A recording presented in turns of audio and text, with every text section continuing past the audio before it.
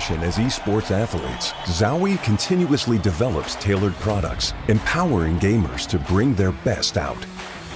Today, we are launching the all-new XL2566X Plus, which uses the newly developed Fast TN panel and upgraded Diac 2 technology. The new monitor series continue to evolve, refining details to ensure players can perform their best consistently in games. Arctis Nova 7 Gen 2. The app called the biggest cheat code in the industry is here for PC and console. It's got real-time audio control to do crazy things. Okay. So use it and abuse it, you crazy person. It's the new gold standard.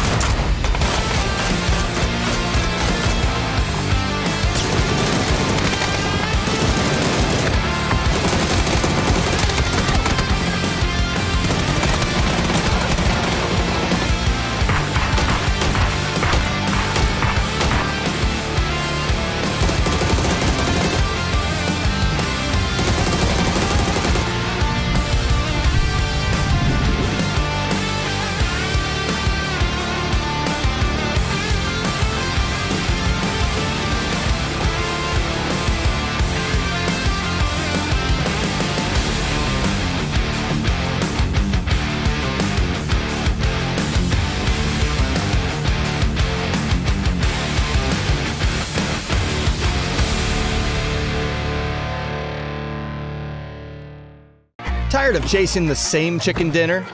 Now it's your chance to change the game itself with the PUBG Battlegrounds UGC contest. 3 ways to enter. Go loud with combat modes. Go tense with survival modes.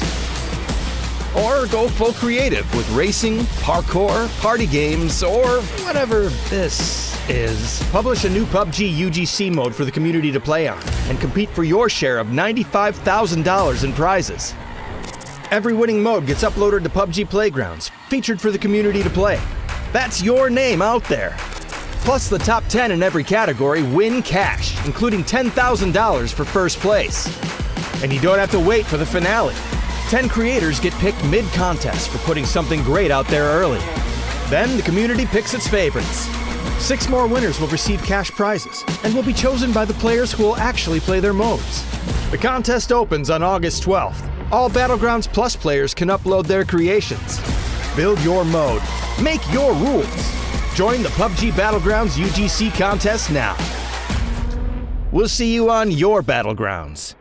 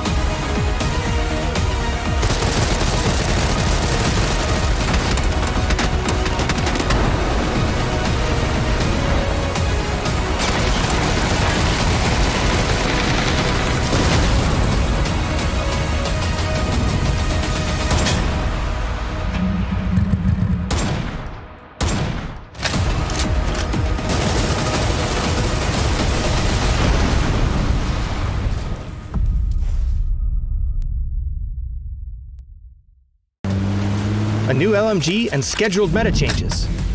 A new way to explore UGC.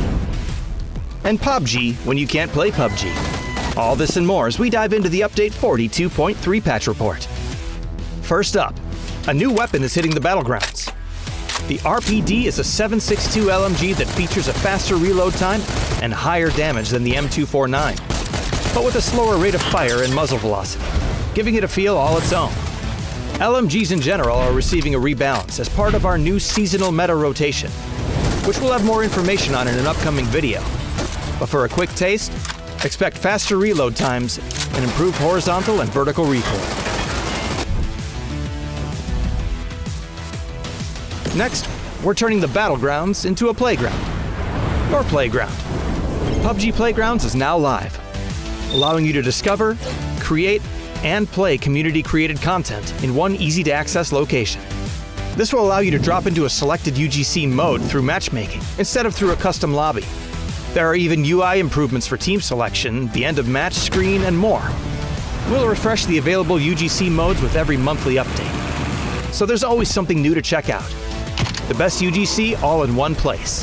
PUBG Playgrounds. We're also bringing back a fan-favorite mode during our regular maintenance times. Presenting for the 3rd time ever, PUBG! Get ready to hunt down your very own chicken dinner! Chicken dinner all maintenance long! That's right, PUBG is coming back. And you can play it during every single scheduled maintenance to pass the time before you can get back onto the real battlegrounds. Scores will be tracked in both normal and hard mode. So rack up your best score and share it with your friends. This feature will only be available on PC for now, and will not count toward your playtime if you happen to be at a PC cafe. We've also adjusted the hybrid scope's reticle size a bit, made firing from vehicles a little more challenging, added some key binding options, and a number of other customization and visual improvements. So be sure to check out the patch notes for full details. Update 42.3 is here, so pick up that new RPD, drop into some UGC, and beat the pixels off player Omnom. We'll see you on the playgrounds. Battlegrounds.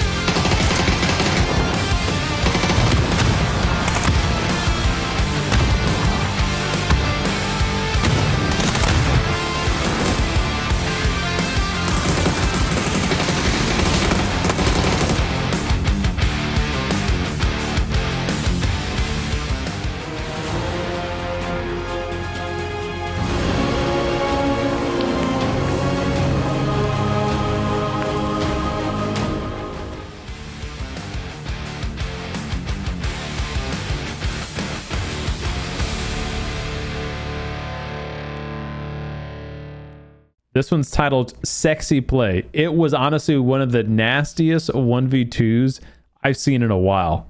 Check it out. Holding that staircase, all he's got left in the bag though is flashbangs. He'll try to send it.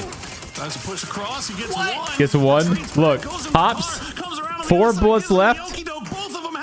Back in, back out. Back to it. He gets him. Cold 119. Puts him in a blender. Bro. 119. 119. You gotta give him props. That was a sexy play. The full reload. It looked like that was a rookie nice. game for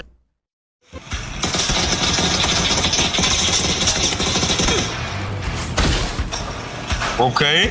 Yeah. He got him. Is he gonna go around too? Oh my god, there's another glider. Wait.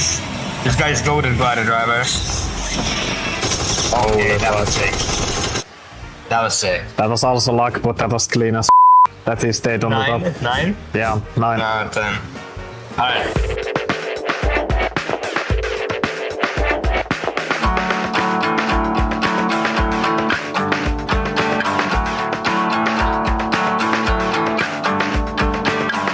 Ох, еба. Нет, думаю, боль, не, ну красиво очень.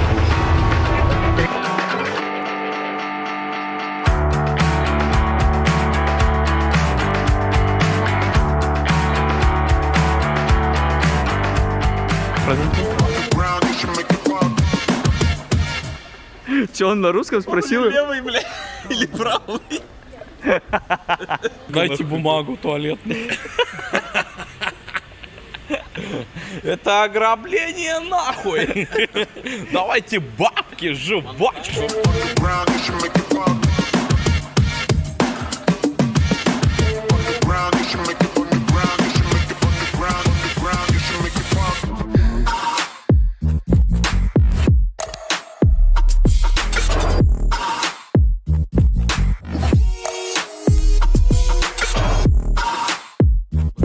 День закончился, мы его отмечаем Липтоном Ice Tea. Почему отмечаешь только ты? Да что ему досталось? Потому что я самое главное лицо этой организации, лицо нашей компании. Let's go. Заткнись. Заебу подвинуться. Заткнись. Заебу подвинуться. Заткнись.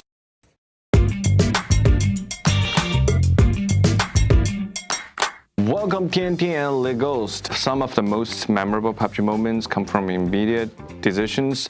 Do you think great players are usually planned, or do they come from trusting your instincts? 偏本能吧，因为这个游戏突发情况太多了。And when TNT made that play, was everyone on the team immediately on the same page, or was there a moment of, wait, what's happening? 当时第一时间就是每一次都是队友出现这种灵性想法的时候，都会去看当场判断。就是说我们在处于穷境的时候、破境的时候，都会让队友大胆去尝试。Like some plays become highlights because they were. If that exactly same play had failed, would you still think it was the right decision? 我觉得它是一个正确的决定，但是如果没有奏下的话，那就说明我没对。我感觉是经过长时间队伍的沉淀磨合过后，大家在比赛中的站位和配合更协调了很多。Imagine you could invite any PUBG player in the world to join you for dinner tonight. Who would you invite? 邀请周子轩。因为这个游戏还没有电脑的时候，我知道这个游戏，我当时在直播平台我看周子轩。尬了呗。因为我是跟他现在在团队中所处的位置都一样吧。他算是前辈，大家有机会能学习学习。Okay. Thank you both for joining us. We're looking forward to see what 17 Gaming brings to the PGS 9 and beyond. Best of luck. Thanks for taking your time, taking the interview. Let's see you in games. Bye bye. Bye bye.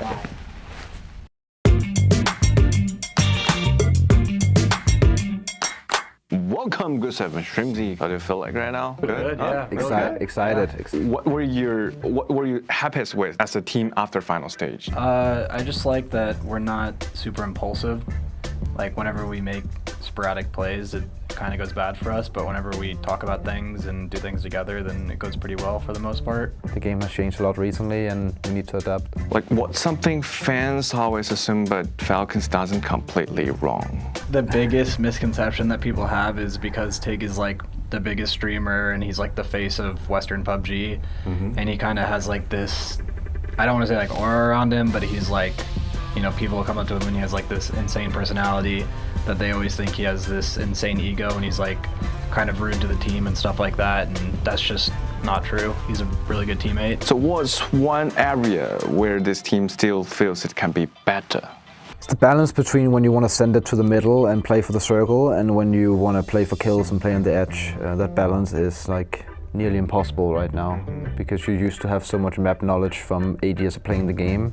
So having to adapt to that is like, it's nearly impossible, but we're trying our best.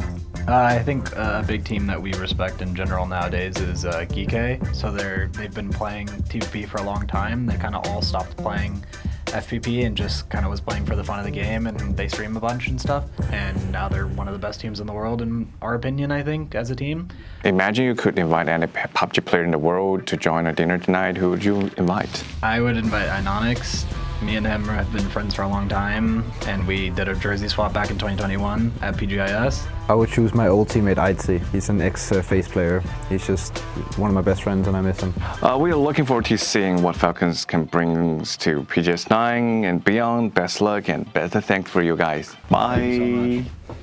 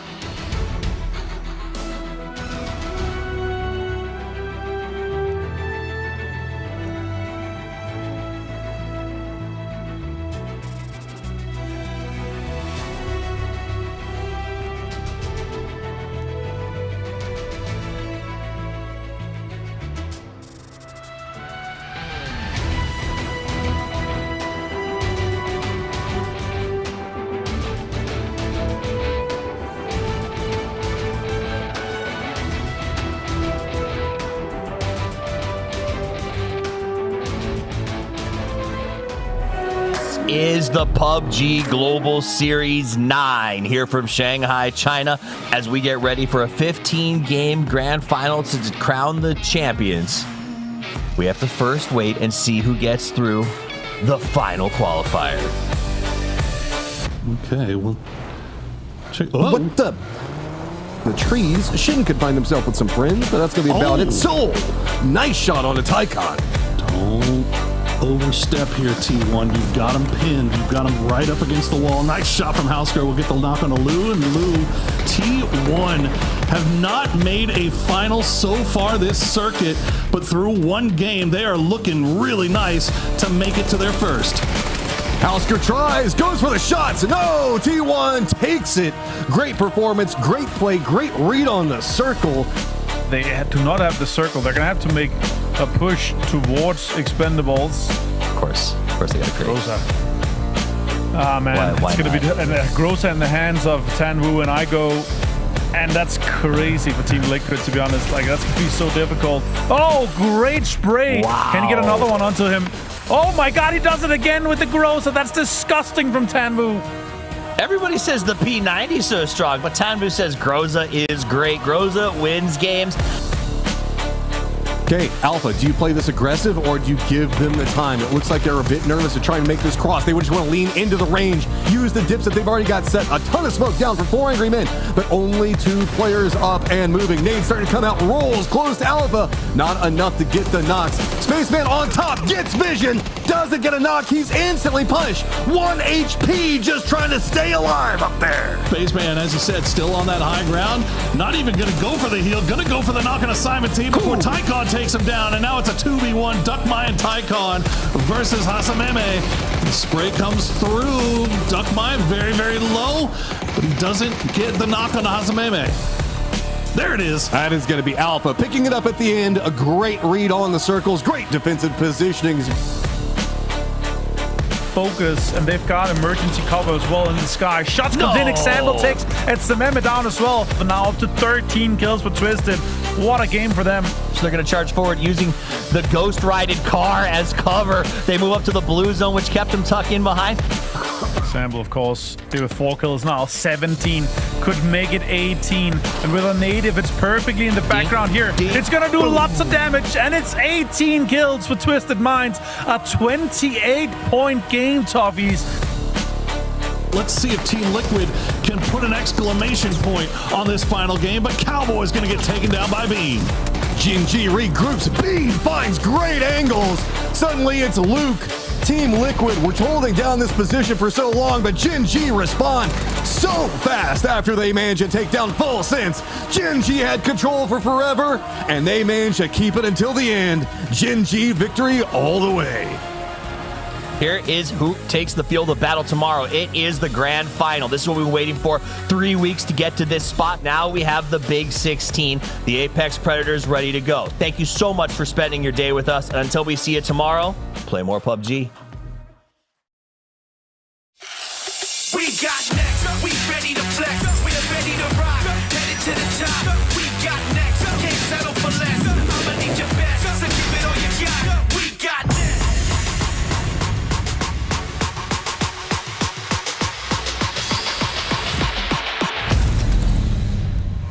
Take me to the front line. Better get your head right. You ain't gonna take my pride away. Take me to the front line.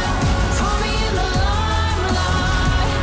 You ain't gonna take my shine away. Take my shine away.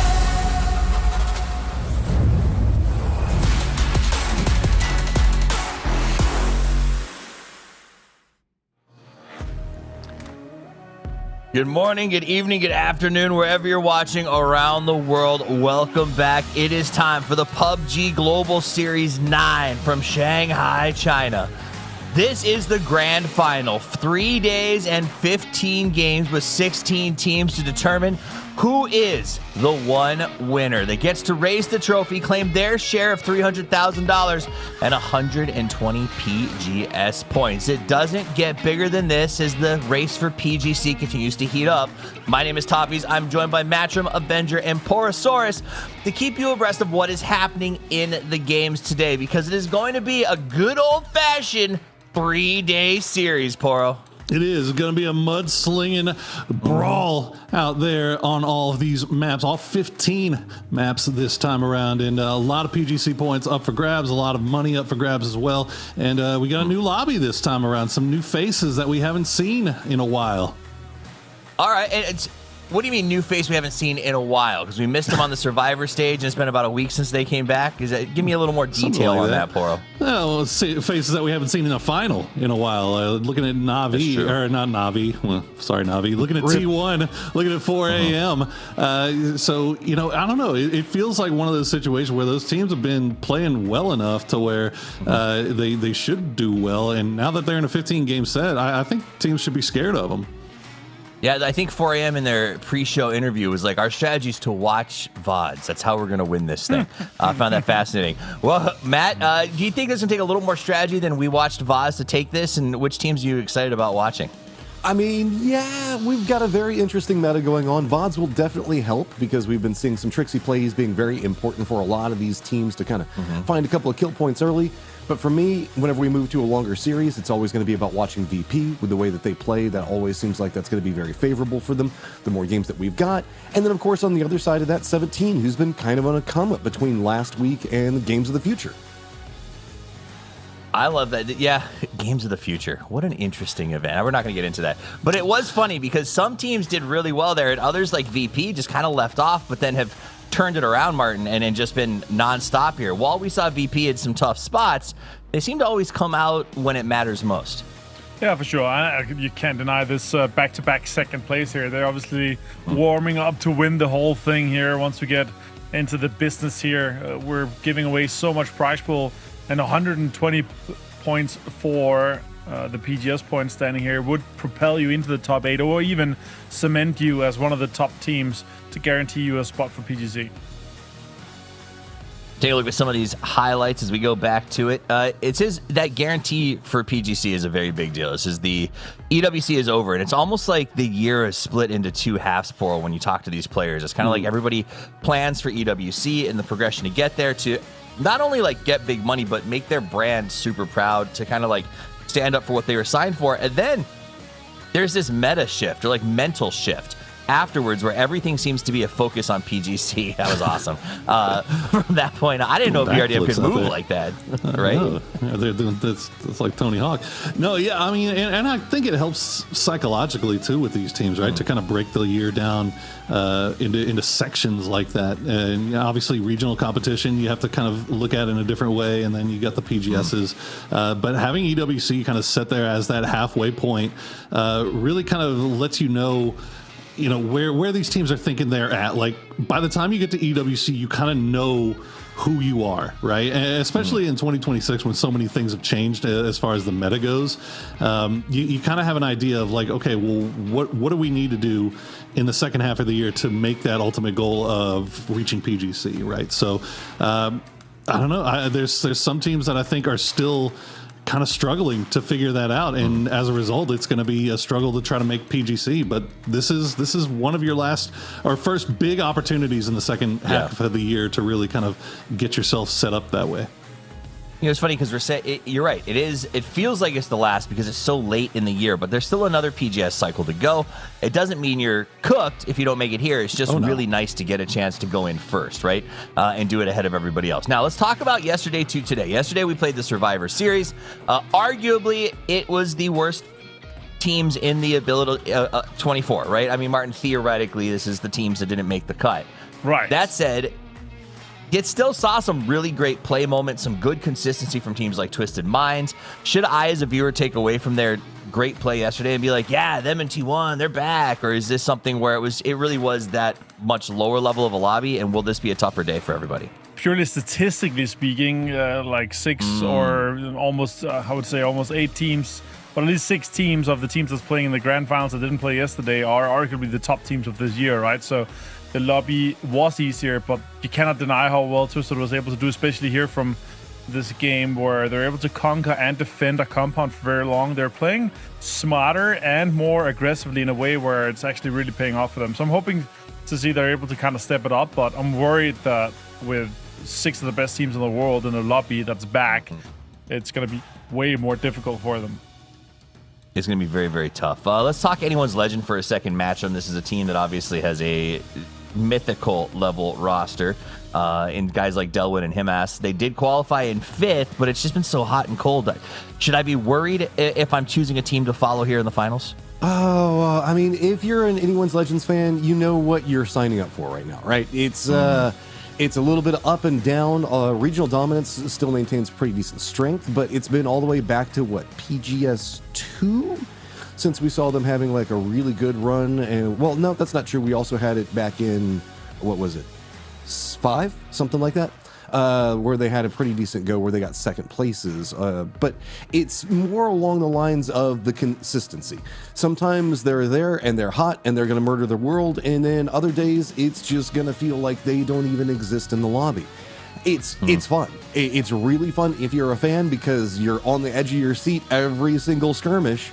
But at the same time, if you're looking for a squad that's going to be consistently at the top, Anyone's Legend, for whatever reason, just isn't there. Their rotations coming into the mid game in that center meta is just consistently punished. Head-to-head player here, we got Alo and Batulin. You saw Liquid and Twisted Minds side by side. Twisted Minds, as a reminder, won the survival stage with 54 points. Team Liquid got 6, but just barely, as they were at 32, and the cutoff was at 30. So Liquid gave us a bit of a stressor at the end of the day yesterday, which we seem to have come to expect as normal when it comes to Team Liquid in these events. That's a rough one. But they fought through and they made it. In fact, I think I saw a tweet from Purdy that was just like the sweat emoji. Like that was close one. And Poro, it just seems like that's the standard operating procedure for Liquid at this point. I mean, it's standard operating procedure for everybody in a 5-game set, isn't it? I mean, you're sweating all the way until the very end, and fortunately for them, they were able to kind of clutch it out on that final Erangel game, which was a wild circle. Military Island finished on the beach. They managed to get some good position early on, and they managed to kind of really get started early by getting the wipe on the Navi as they were just crossing across. So it was one of those situations where like they were forced to fight early. They weren't able to just go inside a compound and hide and try to survive until late game. Like they had to kind of play a little bit more in the open and a little bit more aggressive. So I think it worked out well for him there, but you know, there's still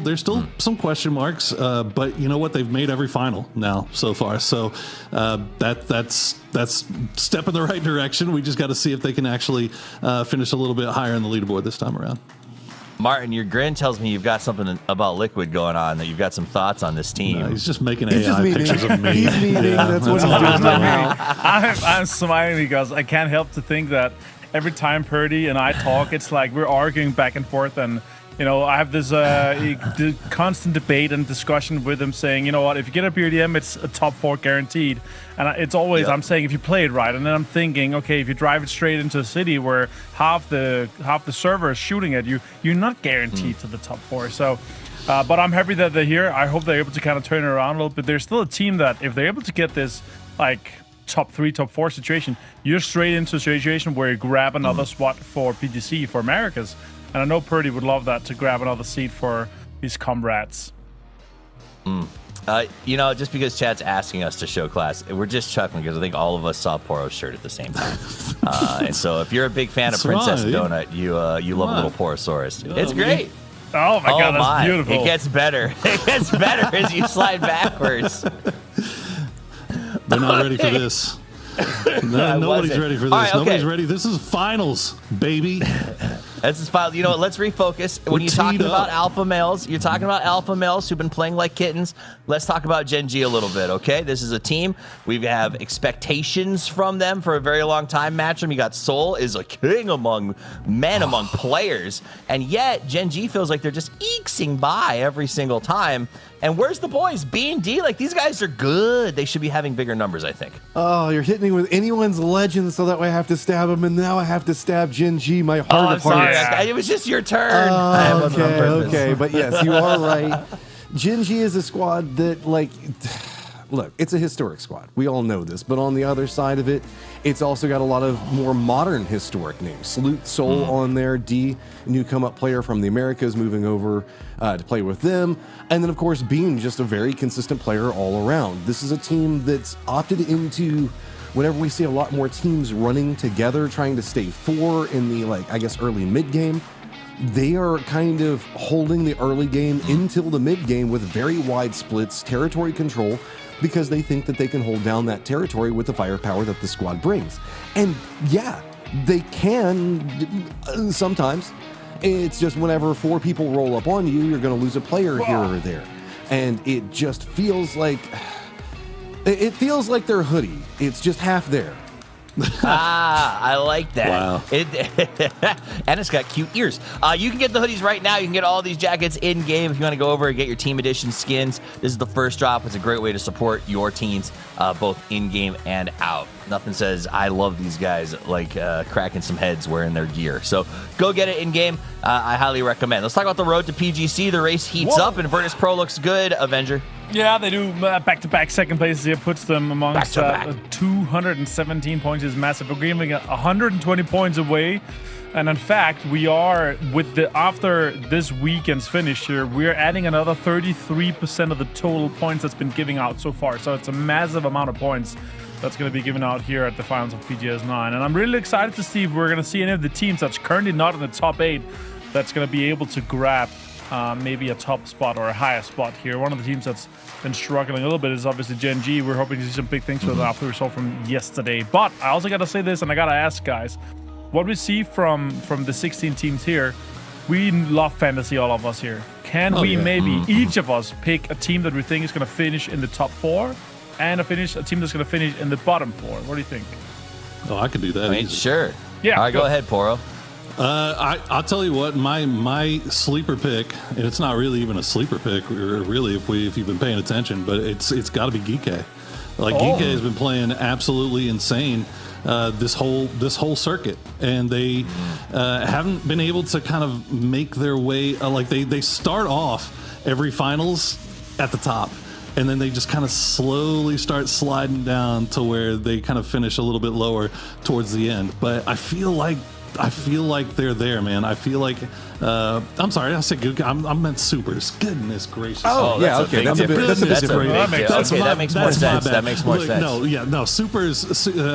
Looking at how supers have been playing, like all things that I said previously apply to supers. I think that they are absolutely kind of primed for a big run here, and I think the only thing that stopped them is that it's been one of these teams that just comes out and just has an unreal couple of days or one day, like a Myth or Petrichor Road or Virtus Pro, and kind of leaves them behind, and they haven't been able to find that one big game towards the end of the tournament where they can kind of secure that lead. So I've got eyes on supers. As far as towards the bottom, oh man, that one's a little bit tougher. That one's a little bit tougher. You're just gonna jump away. You're just gonna dodge. You're just like, oh man, I might. You're just gonna Neo this. Go to someone else. I'll come back. Oh my gosh. Okay. I'll just do mine because I don't cast the first game. 17 top 4, liquid bottom 4. All right, back to you, Poro. Oh, okay. I love Zero that. chill there. Zero chill. Bro, you look at all the 16 teams in this lobby, and there's nobody that I look at that I'm like confident that they're going to finish in the bottom 4. Like any team, I can make an argument for how they're going to finish up in the top. That's fair. I won't make you answer. I'll let you hedge. I'll let you hedge. All right. Okay. That's bold. All right. I'll jump in real quick. Who would I say that you wouldn't say bold? like literally no team in this lobby is like an obvious outclassed. I'll go with VP at the top and nice. Alpha at the bottom. Okay. Alpha. Okay. I mean, that's bold. That's got some energy to it. I'll take it. Martin, what do you got? Yeah, now that you pick VP, obviously someone has to pick them. 17 is going to be the absolute dominators and potentially go for another top 4 here. And now that you said, I think picking different here. So in terms of a snake draft. You know I picked 17, right? You know what I mean? I'm just going to throw that out there. I might pick, all right, you ready for this? Gam the Expendables. Oh, that was going to be my follow-up. And I hate to say it, but I agree. That's a bold choice. Is it bold though? They're all bold. I told you. They're all bald. The bottom 4 can go a little bit. No, that's me. You are 100% right. No, that's me. I'm just picking Liquid because they have dominated group stages in the bottom 4 every single time. So I hope this changes. Let's go to the stage and check in with PUBG Global Series 9 Circuit 3 Grand Final. After 15 days non-stop action, it all comes down to this. Yesterday, JNG Esports completed a huge comeback, and GAM, the Expandables, barely made it through. The 8 most dominant teams from Circuit 3 are waiting on the stage, but it doesn't matter whether you came from winner stage or survival stage. Everyone starts on equal ground. You win PGS night and you can all but guarantee a place at PGC. So who gets to celebrate first? Let's find out. And to all our players, this is your moment. And always remember to keep your faith to be the one.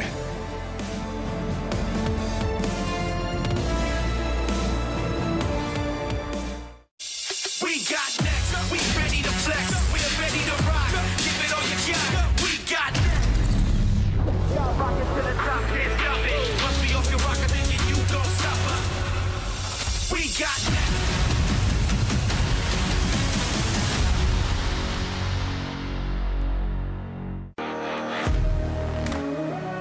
Stage open is done. The game is about to begin. This is PGS 9 from Shanghai, China. The pre-show is over and the players are in their chairs. 15 games to make a statement that you deserve the lion's share of the prize pool, as well as one of the biggest PGS point dumps to date. Could it be a dark horse? Because that's the thing that is most interesting to me, Martin, is the idea that a team that's outside of the race right now could actually secure their spot at PGC if they win this thing.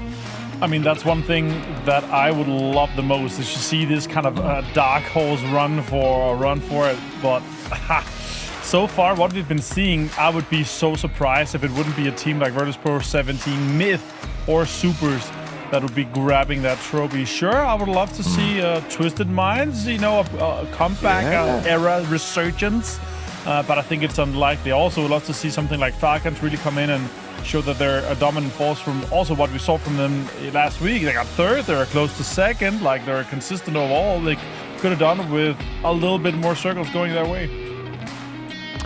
Poro, have you figured out your bottom team yet? I sure haven't. I sure haven't. I think another team that you gotta be considering for the top spot at Arena, man. Like they've been kind of looking really, really good, and it's kind of like under the radar almost every time too. Like they're right up there with Virtus.pro in terms of teams that are in the top 5. Most of the time they're playing games, so like they're just really good at positioning themselves to make a run on the final day. It's funny because you say they're under the radar, but it's only because they've never really had to play the survival groups and they're always passing through, right? Because they got first place at our PGS 7, they got 5th place at PGS 8. They'd love to make a statement that they deserve to win here at PGS 9, but the bad news for them is there's 15 other teams saying, no, I will be the one.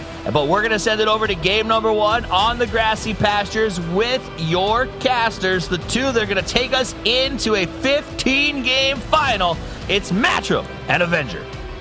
Thank you so much, Toffees, as we get a plane path that's going to be starting up kind of around the Lipovka area, kind of in between Kameshki, ends up just around that hospital, South Georgia pole positioning, so at least we should be dodging a military base circle off the get-go, but I don't know, I feel somehow we're still going to get a lot of water in it. Absolutely, and I completely agree, Matt. I think it's very likely we're going to see some of these absolute insane circles where we end up bouncing back and forth, the ping pong north and south of those rivers, or you may, use a Stalber ending would be fun too. We've seen some Yasnaya Stalber-ish endings, but we'll see. We could also be going over towards Everest. There's a lot there. Look at Twisted going probably North George here, contesting maybe for some of the cars to steal away from Liquid. But so overall here, pretty damn easy plane path for most of the teams to get into the usual spots. There is a little bit of this mix-up. It looks like it's going to be just around the edge of Death Road, where anyone's legend is going to be making landfall. Just a little bit ahead. This is just going to be for cars. I don't think that we're going to see much of a concerted effort coming out from Jinji on the other side of this. At least I believe it's Jinji. Circle pops in. You said you wanted Stolber. There you go. You get some of the river, some of the lake. Yasnaya and Stolber all together. Yeah, lovely stuff here. Etsememe is completely confused. What's he going to do now? He's got the dead center, no lean compound locked in. And we have Myth to the east here. And we know what Myth can do when they have these home turf Oh, circles. D. Him as and Zolalzi's pulling straight up onto D here. Anyone's Legends, they want the farm split to themselves, and he's running straight for him. He's got a pistol. He's got to run away. Him as got a... Oh my god, easy peasy on UMP here. Yeah, not too much else you could do on that one. I'm asking to find it. Just good chase down. Soul's already going to be playing over here as well, but Jinji on the start, finding a skirmish. This is good momentum coming up from Anyone's a Legend, but Jinji, this is going to be damage control. We're along the edge of the zone. Anyone's a Legend squad that can take early game fights and not care at all. On the other side of this, Jinji, how much does the moral victory matter to you here? Do you need to defend your territory? Do you need to deal with Anyone's Legend, at least get one of them out? I mean, Salute and Soul, they seem very committed into it. Definitely crawling towards it. There's also what was posted in the Drops Discord. I just didn't think that they were fully commit for a hot drop here, especially in a 15-game finals. It's not really worth it, but someone's sneaking up here, and Anyone's Legend is not backing down from this position. And not driving away with the coupe as well. He's got the info. No helmet, though. A little bit rough. He gets peeked out, and maybe another situation. But Bean here, look at that. VSS, no EMAC. Easy draw. Oh my god, a lot of damage done. Only half HP on Destroy, though. The Uzi still gotta reload it, so he should be able to unload, but no! Destroy gets the knock on to Bean. Salute goes down as well. This is Jin G in absolute shambles right now. Just sold the last one up, and Sololzi, I think, might have an idea on where he is. Hasn't got the peak just yet. Oh! Nothing in retaliation. Jin G demolished. That is bad news. That is easy 4 points for Anyone's Legends without him losing anyone here, Matt. A little bit unfortunate. And again, I mean, farm is pretty shareable. Sure, you can kind of push over towards the kind of fair PS side where VP has been holding on right now, but still not really worth for a drop here. A little bit of help. The car looked like to be stuck, but now they're gonna have these two coupes to get into this circle here. As you said, yes, Naya, Stalpa, and the River active in this one. I mean, you mentioned the fact that farm is shareable, but I mean, it's Jin G and Anyone's Legend. These are two squads that roll with a little bit of ego, so I guess this is just kind of how it's going to start, and see how Erangel plays out from here. Does Jin G go for a more retreated position, maybe a bit more over into the east or something else like that? Go for farm proper? Rotate's already starting to come out here, as it's going to be a lot of our squads going for the Stolber hillsides, but mostly down to the south. We've got Myth that's going to be on Stolber proper, T1 that's going to be in Yasnaya. Then we've kind of got the no lean situation that you mentioned with 4 Angry Men. They've got going on over there, but Super's inside track position very early. Petrichor Road and Geek all just trying to make sure like they're going for some pretty decent territory control. Geek eating up a lot of the circle. Didn't know for Anyone's Legends for Gen G that American sitcoms are so popular. Joey doesn't share loot. That's for sure here for Gen G and Anyone's Legends, and they got denied immediately. Look at that. Screaming at them. A little bit of grin from the guys. We had some grin starting this day, but it continues throughout here. Mostly the talent started with it. I wonder why, Matt. I saw one of you as well. No idea. the meme master over here. Looking around on this, though, what concerns me, if I was playing in this lobby, is Anyone's Legend getting 4 kills right off the start, a team that loves to kind of roll off momentum. So now they're going to be able to loot up, and it feels like whenever Anyone's Legend finds kills early, boy, they go for it. Petrichor Road in their defense already finds out Zhao Wu, and he goes down. Looks like 0-4 also going to be trying to get back over on a point. Yeah, Ming Ming holding the anchor position. The high ground information's coming off, but the Volcano. Shui's getting ready, making some space to get out of this one here to get an easy flush here. Now Liquid rolling up onto APG here. Dogma has already dug himself down in a hole. That's a great peek for him for the barrel. Takes down Luke 12 down as well. That's 2 big knocks on the roll-up. Very well read coming up from Alpha. Okay, Cowboy tries to fight it back, does manage to get down at least Simon T, but it is full damage control. Team Liquid in a lot of trouble. Alo gets another knock, so starting to spin this back around. Tycon does manage to get a good follow-up onto both the 2 remaining players for Liquid. Liquid out early, and this is some early game aggression. I love it, Avenger. Yeah, that's a fantastic play here for Dogma. For him to set up that in a kind of rich spot there where the information is able to get there. Great play from him. And also to get Simon T back as quite an easy task. Sure, Gam the Expendables are rolling into the western side and looking to see if there's some easy points to be had here. They have a recall both northeast and west of them, so they could definitely be getting him back in here. Depends on what the circle does. If it does jump to them, they should be locking down, but they could also be going fast for a recall. So let's see what happens with that one once we get back to it. And now with Falcons here, Matt, and especially for them, a third place, they were grasping that second place. And if they had played that last game right and had gotten a few more kills in the win, they could have even taken the win away from 17. But a top 3 is good, and a third place is, are we back to Falcons third every tournament? I would love that.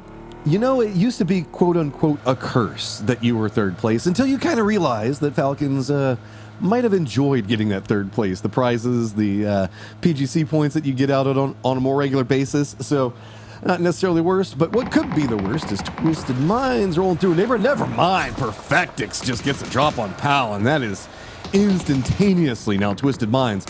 What is going on? It's only been like 7 minutes, and we've got 2 squads entirely wiped and another one halfway there. I think they might have either had an idea that with people dying this early, we're down to 53, there might be like, okay, there might be going teams to, and also of course with the glider, they might have seen him, but having teams that die early, getting to recall stations that are kind of on the outskirts of the zone where they have an easy entry into the kind of further side, it's actually kind of smart. So I wonder if that's the like complete intention here. I'm pretty sure that Lou and Batulins, the masterminds of this team, has definitely thought that far. But now Falcons getting close to VB here. They might sense some stuff going on in the distance. Insane shift as well. Yeah, right on top of the river and the lake. So no lean 4 Angry Men gets both sides of it. Looks like Gam the Expendable is going to be chasing after Human. Falcons does not want to push that hillside that VP's on, so that's going to put them a little bit later in their rotate, but they've got a couple of pathing options that they can deal with. A couple of compounds that should be fine in front of them. Anyone's Legend looks like they're going to be tailing back behind this. E-Arena sent Lyrics up onto an emergency pickup, I think to just kind of scout for the rest of the team because they're all hanging back behind this one. So this is kind of the duck my situation. Is that little cubby is so... It's just such a clean spot, man. You can't see it on approach. Yeah. That was such a great play. A little off-angle spot there. Gets a few and gets them 4 easy points there. A little bit of a snap there for the boys. And sure, the circle is not good for them, but that's still annoying. That could have been good points. Now, Volcano has been grabbed here by Falcons. They're now poking at the teams, especially VP, Anyone's Legends, and 17 that's close here. It's a good spot to get information from, but you're not winning the game from here, and a lot of teams are converging onto their location. Oh, some pretty brutal teams, too. Falcons now potentially going to be gate kept out one side from 17, VP, Anyone's Legend down to their south.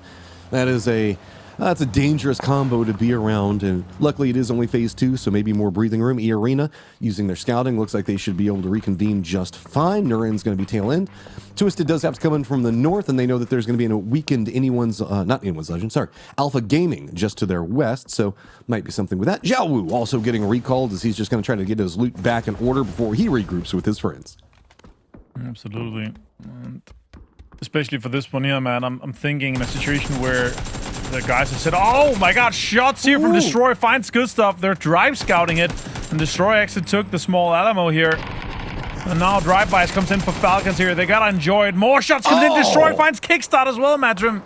Oh, it's all gone wrong. You've got to get this knocked out. You have to just do full damage control. Falcons finding a terrible start. Anyone's Legend still roaming around the other side of it. Trimsy, though, needs to get more out of this one.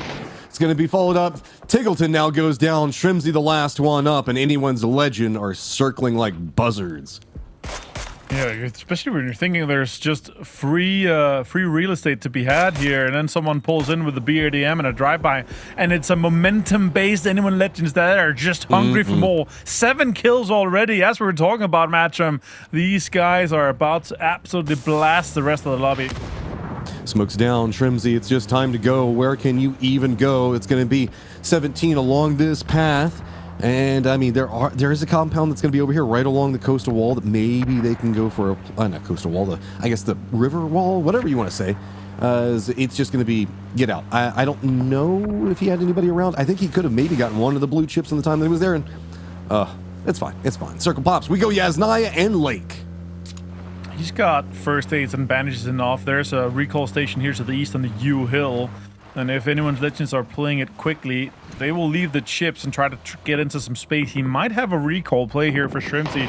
I'm wondering how that's going to play now. Back to VP here. Get some shots onto Petka Road. Finds Chewy.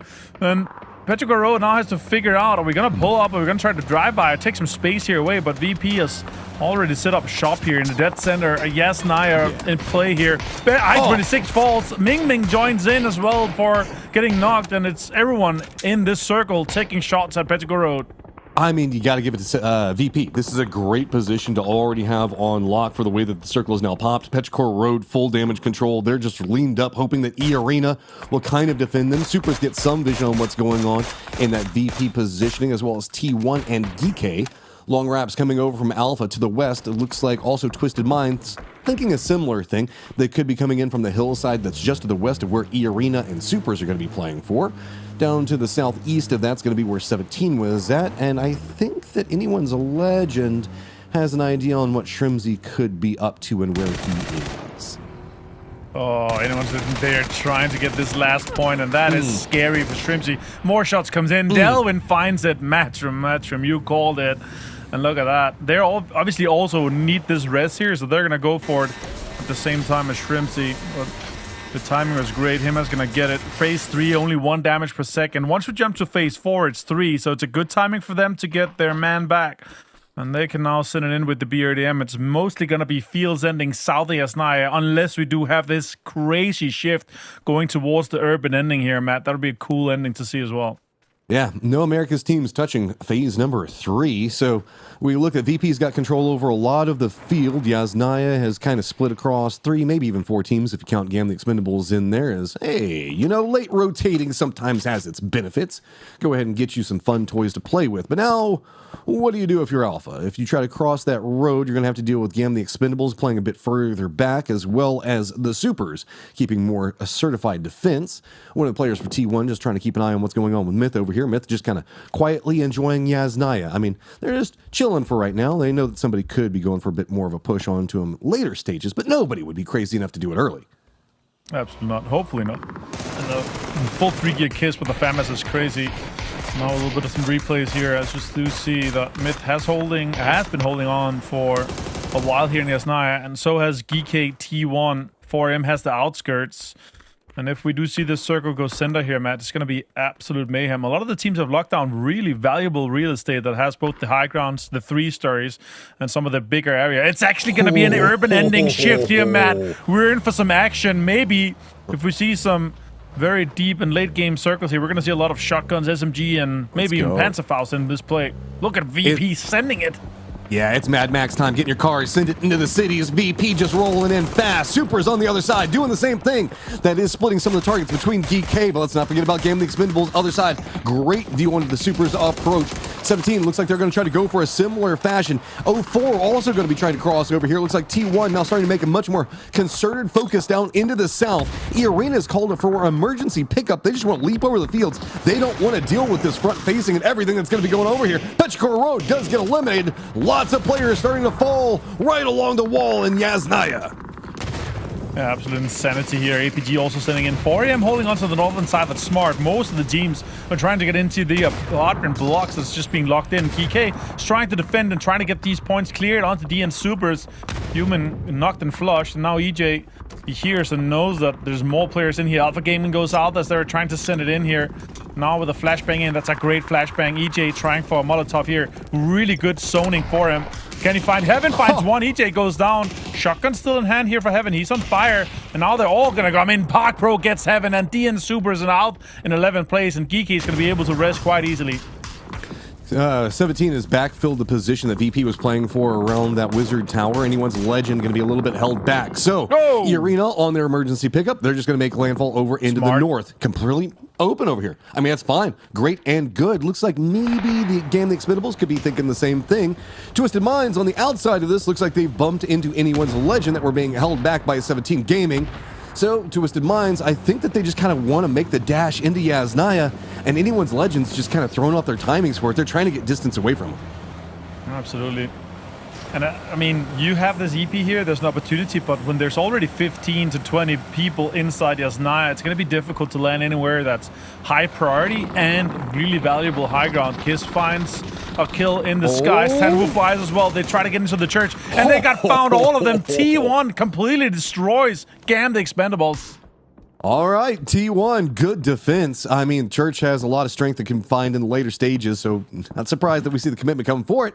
Anyone's a Legend does get a self-knock on the outside of the circle, but there should be some decent timing. 17 is going to continue to try to defend, and this is just the first stage of the gauntlet for Anyone's Legend. While Anyone's Legend's been finding kills, and they've got themselves the BRDM, it is now them, the last team that's on approach over here, as 17 has rebuffed any type of approach on this angle, and now Anyone's Legend is just kind of sending it more up to the north, where Geek as well as Twisted Minds should be getting a sightline on this. All right, let's see this next circle pop here, Matt. Where do we go? Actually going south here, 50% town and 50% fields. This is really valuable for 17. I'm sure VP is regretting their actions right now. Yeah, I mean, hey, they're in a decent enough spot, VP is. Anyone's Legend using the BRDM on approach. A couple of Panzerfaust were probably burned on the defensive wall in Yasnaya, just on all the vehicles that were coming in. Anyone's a Legend, though, they do have one, and it looks like they're wanting to knock on the door of Geek.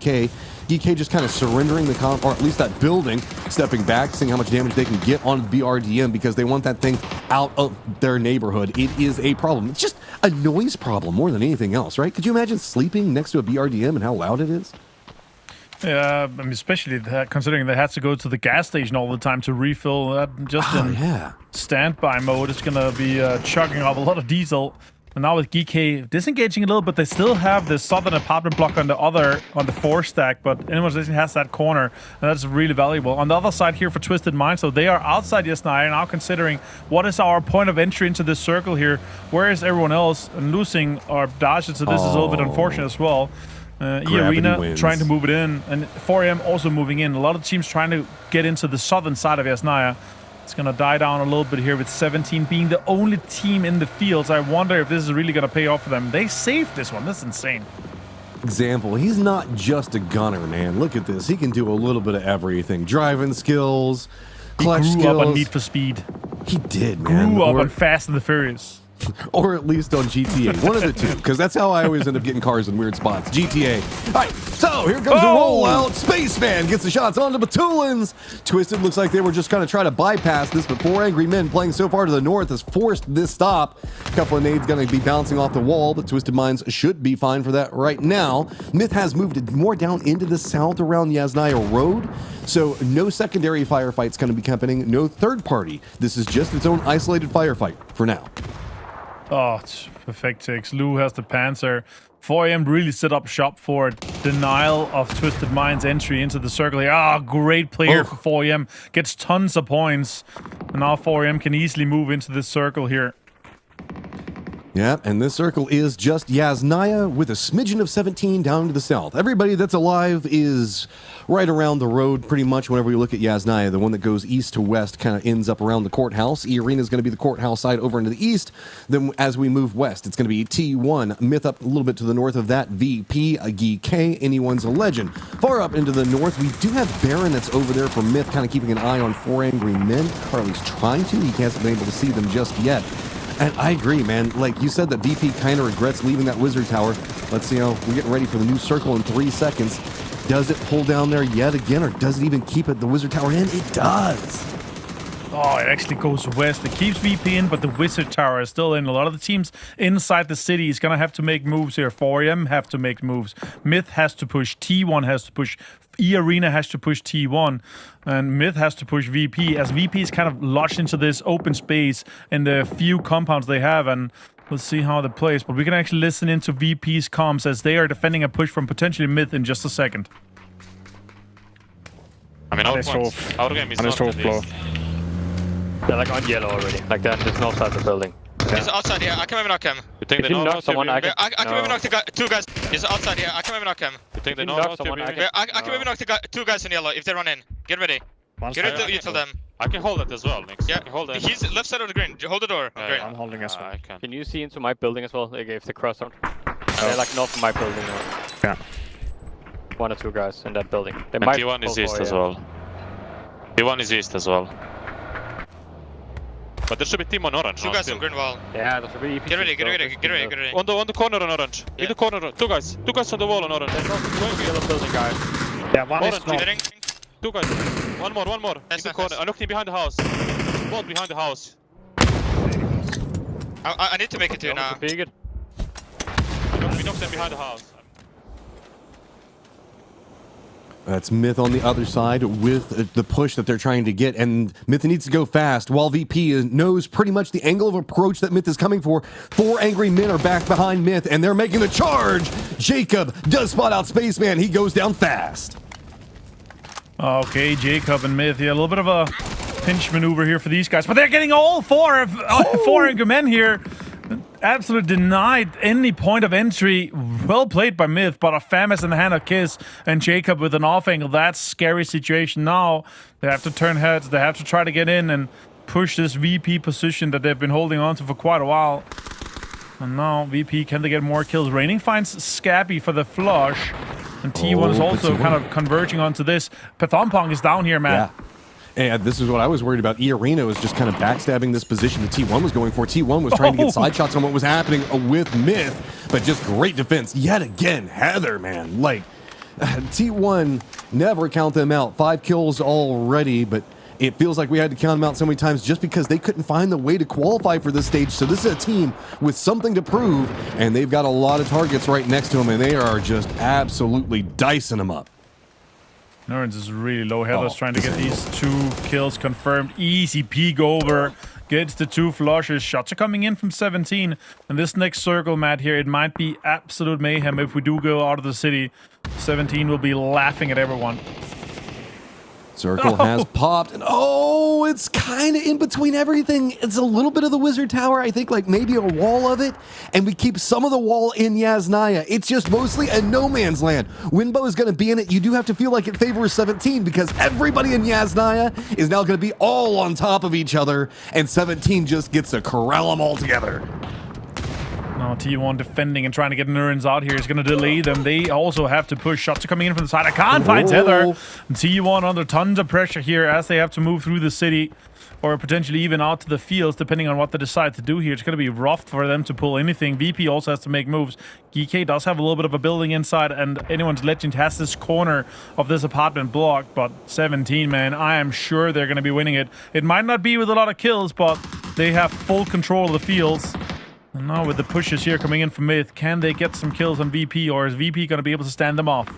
Shotties in hand. Panzerfaust on the push, though, so Shotties can be strong. How's the Panzerfaust lock going to come out? Beamy starts to hear everything moving around next to him. E-Arena does get taken out, so that means that T1 has opened up the move a little bit more. Weakened Myth moving right into VP's position. A lot of smokes coming down. Looks like Beamy is starting to get more of an idea on what to work with back behind all this. Panzerfaust comes out, does connect onto correct C, and a counter comes. It's going to be Songjong that gets a knock onto Jacob, and Beanie runs right into Kiss. Great shots coming up from Kiss, but he's just walking right into the VP lines. Does he manage to find another one? He is going to go for the flush onto Beamy. VP just trying to counter move around a lot of this, as it is just problematic for VP. They're on the tail end as T1 has gone all the way to the south, and they're eating a lot of the aggro from 17 as well as Anyone's Legend. Extremely well played by Geeky. A third party onto VP and Myth as they're both fighting now. Nixie and Lukrux is going to have to make moves here. Nixie under a lot of distress here. He's got a little bit of a corner to play in. Pac Bro finds a great nade onto him. Geeky still 4 alive. Still with an edge inside the circle here. Huge benefactors of this massive circle shift to that west and south side. Oh, VP was just surrounded and had no angle out. They needed to fight their way out of it, and it was against Myth that was right next to him. Shots now starting to come out from Anyone's Legend onto Geekay. Poor old Lucarux is just trapped over here. He's going to go down. That gives us our top 4. To the south, we've got 17. To the southeast, it's going to be T1. Northwest, Anyone's Legend. Northeast, GK, New Circle, Pops. And it's a very field-centric with a little bit of T1 and 17 favor. But it feels like GK and Anyone's Legend are about to have to scrap or maybe die at the hands of 17. Absolutely, and now Anyone's Legends with the amount of kills they had already. We were talking about it, Matt. A huge potential for a big momentum fight for it. 17 trying to just hold on to this next circle here, and it's Might be a little bit of a slower play, but the teams inside the city, they have to make moves. And Himas finds some damage onto Backbro. More utility being deployed here. And the team's trying to get into this side here, especially the Harry Potter here. It's going to be difficult. 43 damage is not enough. A blue zone as well towards Backbro. This Harry Potter is not going to be denied by anyone else than Himas. Couple peeks. Look at the way he's playing this. Just peeking around everything. Too many angles, though. He's going to fall down, and anyone's legend. Wall to wall, these guys are fighting, and it is essentially an Alamo versus an Alamo with the way that these walls have set up the road, the line of demarcation between them. Delwyn is separated out. He's gone very far to the south to see if he can kind of find a corral angle onto GK, but he hasn't been able to find it. GK is playing too close to the Wizard Tower that's just on the outside of this one. Akan now starting to look a bit further down, so it's just Sololzy inside of Yasnaya trying to fight his way out against all the rest of GK right on top of him. 17 does find out Delwyn, and it's just being a bigger and bigger problems. There you go. Destroys back over here. Now Sololzy and them going to be running right through the smokes side by side. GK really fended this up nicely. If it wasn't for the two blue zones, they would have been full forward, pushing into this field, taking control of that Harry Potter, but it's not inside. 17 has spread out to take so much control of all the fields, and now you gotta try to delay as much as you can with smokes being deployed.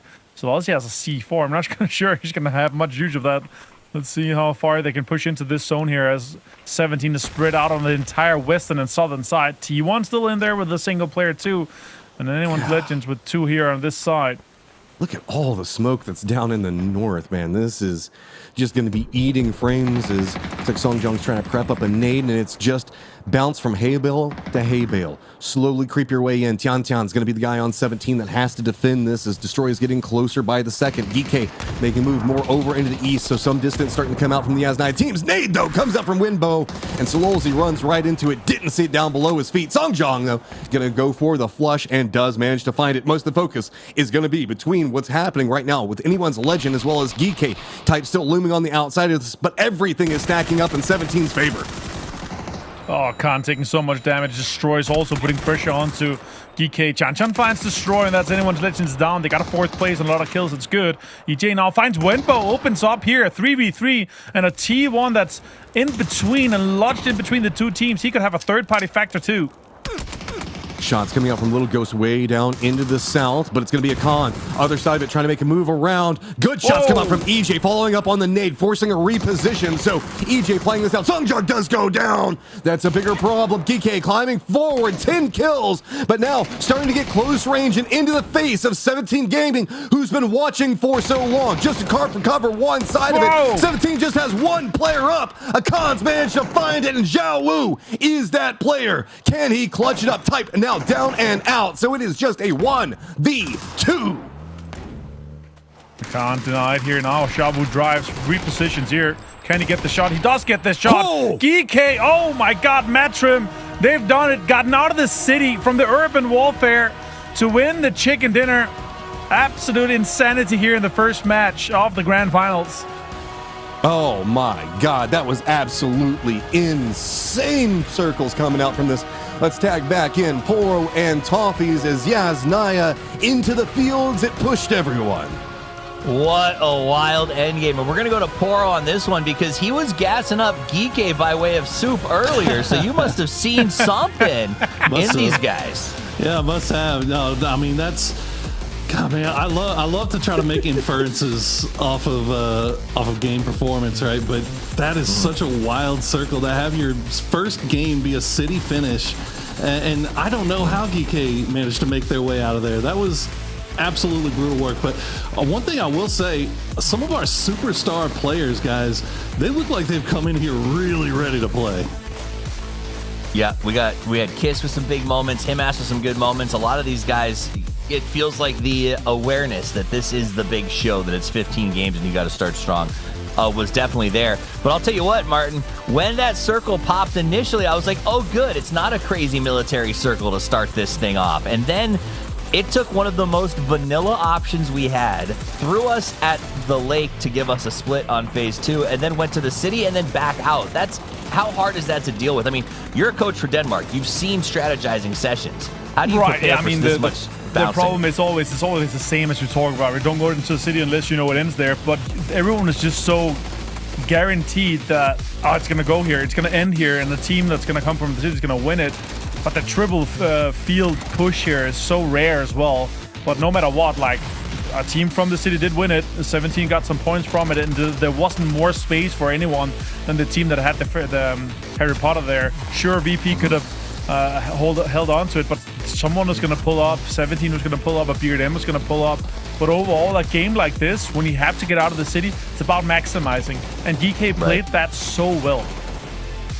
That's true. And I think that's a big point that you make, is this idea that you have to have the right win condition, the right placement, but you have to have it at the right time, right? Like VP having it too early would have been a debacle. As we take a look at GK, they come out on top. Big game one. Big point total up there for EJ and Akan. I'm loving what I'm seeing from these guys. I just worry about their consistency to keep it marching forward, Matcham. Yeah, I mean, whenever you're looking at GK, that's the thing to be concerned about, is they can have their big games. And whenever they have big games, it's really fun to watch. I mean, the other side of the coin is that it just sometimes feels like they get into a great position, but they can't capitalize, find those big kill totals that are coming out. I'm a bit worried for this lobby if the way that this continues to shake out, because it's very high kill counts, a lot of points over on the left. Like, this feels more like a game 2 scoreboard than a game 1 scoreboard, because God, look at that, 24, 13, 13, 11, and 9 already for these guys. I was going to say, there are 15, or I would say 10 teams right now, Poro, that are, I think Matt makes a good point, wiping sweat off their brow going, thank goodness it's a 15-game series, because with the nature of that game, it was very, very difficult to make choices. Now, Kiss, you brought it up. Looks like some of these guys came to play today. 6 kills, not too bad. He looked really good, and Myth playing from the roadside too. I mean, able to hold off 4 a.m. to push across the road from them. E-Arena also with I think they were coming in from the north side, so really well played there by Myth. Ended up taking the fight with Virtus Pro, a really weird fight with about 1 million smokes going between the buildings, but still managed to take out a couple of, or obviously at least 6 there for Kiss. Like, he was a monster in there in Yasnaya, and that's bad news. That's bad news for a lot of these teams. If these guys that basically operate off of momentum start getting it in game number 1, you're looking at a long day. I think that's it too, is it could be a very long day for a lot of these guys, because again, we play 3, so you want to start out strong, have these big numbers. But I mean, even like Himas, we saw that headshot that he got when they were trying to break out towards the tower. He was making incredible plays by himself. It looks like some of these teams are out to frag right out of the gate. But let's talk about some early stuff. Genji versus Anyone's Legend hot drop Avenger. It was crazy, and Genji got nuked. Yeah, they got absolutely destroyed. They got laid down so fast. And again, they just decided, okay, let's just hot drop. They actually got the high priority building on the high ground, and then Anyone's Legends were like, okay, we're just gonna pull up. There's a solo guy over here. They just send everything here. So Genji has just been sitting back for the last 25 minutes, enjoying the match, and what a match it was, and what a game it was for Anyone's Legends after looting that and also getting this much out of it. I didn't expect them to get that late into Yasnaya and getting that many kills from that defense there. And again, if it wasn't just for, you should just have held on to the GK thought there, Poe. You're like the smartest man ever. Like 200 IQ calls there. That would have been amazing. Your subconscious knew. The subconscious you is the smartest man ever. Well, teams may be calling because they're going to need some smarts of their own as game 2 gets underway. I'm going to send Avenger and Matcham to the digital green room to rest, relax, and get ready for another day of casting ahead of us. 5 games to play. But this is that point where you start the race. You want to get off the blocks strongly. The last game was a difficult one. So this is your chance to say, hopefully we can stabilize. Because I will say this, Poro, as that last game ends and you look at those leaderboards on the top 5, everyone else has to go, okay, we can't let them get that far ahead. Yeah, I mean, look, there's still 15 games, right? So you're basically not as freaking out as you would if it was one of the 5-game days. But at the same time, like, you know that you can only do the this was a salvage game type situation. Like, you can only do that so many times, especially on Erangel when you're feeling like that's one of the maps that you're going to be most confident in. And yeah, it was a city game, but there was a lot of teams that went out very early, like very, very early, before it even turned into a city game. I mean, it was bloody early on. I mean, we were down 10 players before even C3 pop, I think. So I think a lot of teams maybe will be looking at that and saying, okay, well, maybe we calm down a little bit here, maybe pump the brakes just a little bit and slow things down now that we're on Miramar. I'll also say, I think that with a salvage meta, which let's call spade a spade, it's essentially where we're living at this point, right? Like you can't, every team's going to have multiple quote unquote salvage games, and the best teams are no longer looking at it that way. They're saying, even on a bad circle, it doesn't matter. I'm going to find 6 points in taking these fights and managing the crashes. And I do think that this end of the day world of like you get to have a salvage where you only get 2 because it was a crappy circle is kind of dead and dusted, especially when you talk about the top 16. Every game has to be a points per goal average. And if you look at it and you go, this is going to be a salvage because the circles are bad for me, you got to go hunting, or you got to figure out a way to find those points early if you know that they're not going to be available to you late, because the lobby's gotten too good. The lobby's gotten too tight. And more importantly, day 3 is no longer dependable, in my opinion. You look at some of those circles that we've been getting, like the final circle in the Survivor Series yesterday, like that's untenable to plan on performing well in those last 2 games. No, absolutely. I think all these guys are thinking like we cannot allow ourselves to get so behind the 8 ball so early. We don't want to have to fight our way back at least that far coming in, even with 2 days left to play. So we'll see what happens here in game number 2. If some of these teams that had a little bit of bad luck there in game number 1 can find their footing. Check in with Team Liquid, one of those teams that did have a little bit of bad luck there running into Alpha Gaming. The destructible terrain really kind of put them at odds in that push onto the warehouse, where Alpha just really took them by surprise. They took him by surprise, but I'm also going to say I just feel like it was too late in the game to think that wasn't going to be contested as they made that change. Now we look back at the last match, and as we do so, we're going to check in for a quick interview with Songjang from GK. Everyone, welcome to the interview. We have Songjang from GK Esports with us here. Oh, congratulations on winning a 14-kill chicken. How do you feel right now? 现在感觉怎么样? 지금 느낌이 어떠세요? 이긴 느낌이? 저희가 이제 첫날 첫 번째 판에 좀 못하는 경우가 많았었는데 오늘 그래서 첫날 첫 번째 판 좀 천천히 잘 풀어보자고 해서 치킨까지 먹어가지고 너무 기분 좋은 것 같습니다. 我们在一般第一局的时候，有的时候会不利，但今天的计划就是我们稳一点，稳打稳扎的去赢，然后第一局我们就吃到了鸡，非常开心。Sonia said we used not get good result in the first game, but in this time we make us more composure, more calm, and we receive good results. So he feels really happy right now. And move on to second question, because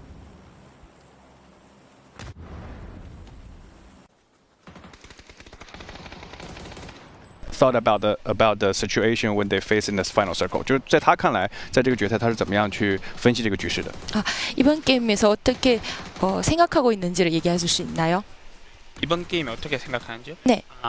일단은 뭐 초중반에 잘 풀었고 후반에 이제 각자가 할 수 있었던 것들 잘 했고 그래서 치킨까지 먹었던 것 같습니다. 一开始的时候我们非常稳，然后后面做好了各自的角色，所以吃到了鸡。Sonia said we just played every role we have to do, and we made it and win a chicken dinner.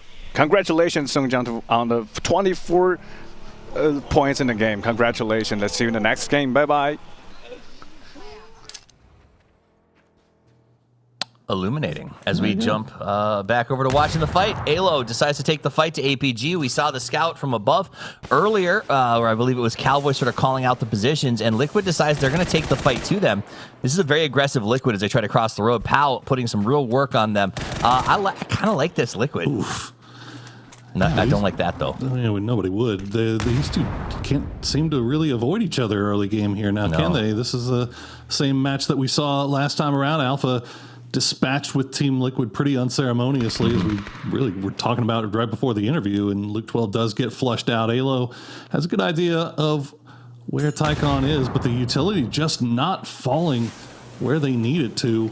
Tycon able to survive a little bit longer and kind of slow things down and wait for the rest of his team to get in position to kind of put the clamps on Liquid and Alo specifically here.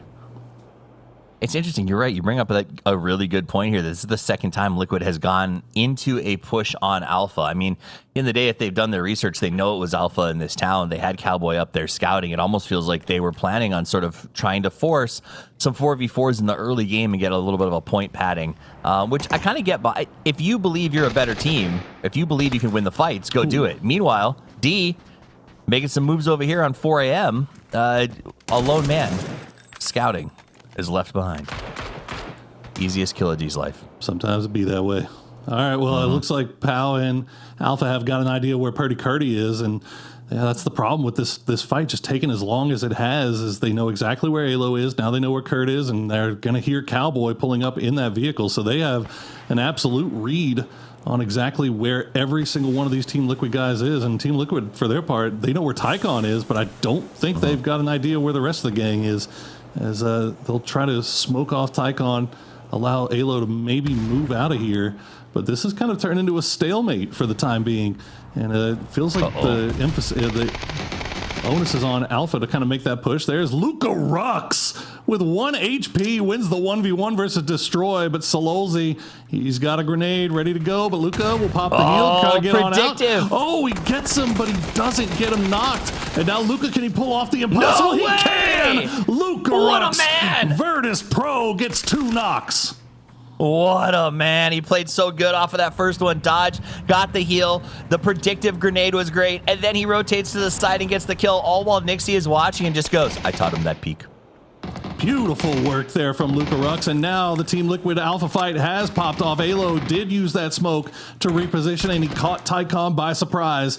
And he'll take that knock, but he's going to get knocked in return by Pow. And now Pow's going to get Cowboy as well. They did not spot him out in time. And Purdy Curdy's going to take a Panzer to the back as Simon T finishes him off.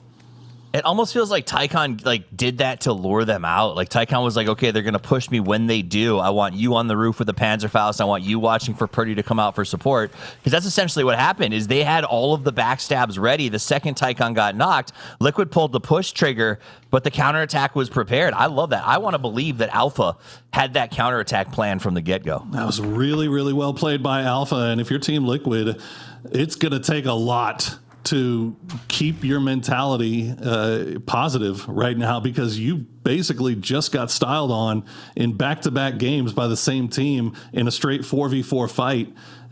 That's tough. That's tough to start off your grand final.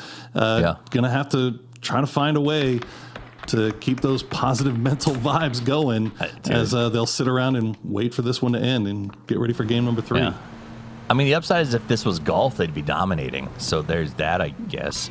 That said, I mean, you didn't want to say it because it hurts us to say this, right? But at the start of the show, I know you were thinking it when we asked for bottom 4. Team Liquid has just been in the bottom 4 in every final, or the bottom 5. And it's just, I don't understand. Yep, they made every final. So consistency is something, but it's also can be something bad, you know? And I do appreciate that they're trying to shake it up. They're doing something different here, being aggressive early. And honestly, I kind of hope they stick with it, because if it wasn't working the old way, just try this for the full set. Like, you know, like what's the difference between going out bottom 5 while you're busting ass for early fights versus going out bottom 5 when you are grinding the slow edge rotations and it's not working? So I give a lot of respect to people who try things. I can just say that. It just stinks when you lose. All right, let's jump over to people who don't lose very often, Twisted Minds. You know, Example proved he was a great driver in the last game, but they got wiped. Maybe they can do something different this time around as Gam the Expendables does some scouting. They seem aware that the Falcons are here and decide this is not a fight we're interested in. Yeah, I think they were in a 2-2 split, and they saw the Falcons pulled up, so smart play there by Duck Shoes and the boys to just go ahead and pull out of that. As you see Powell, just beautiful shots coming from him, and yeah, that's Panzer to the back.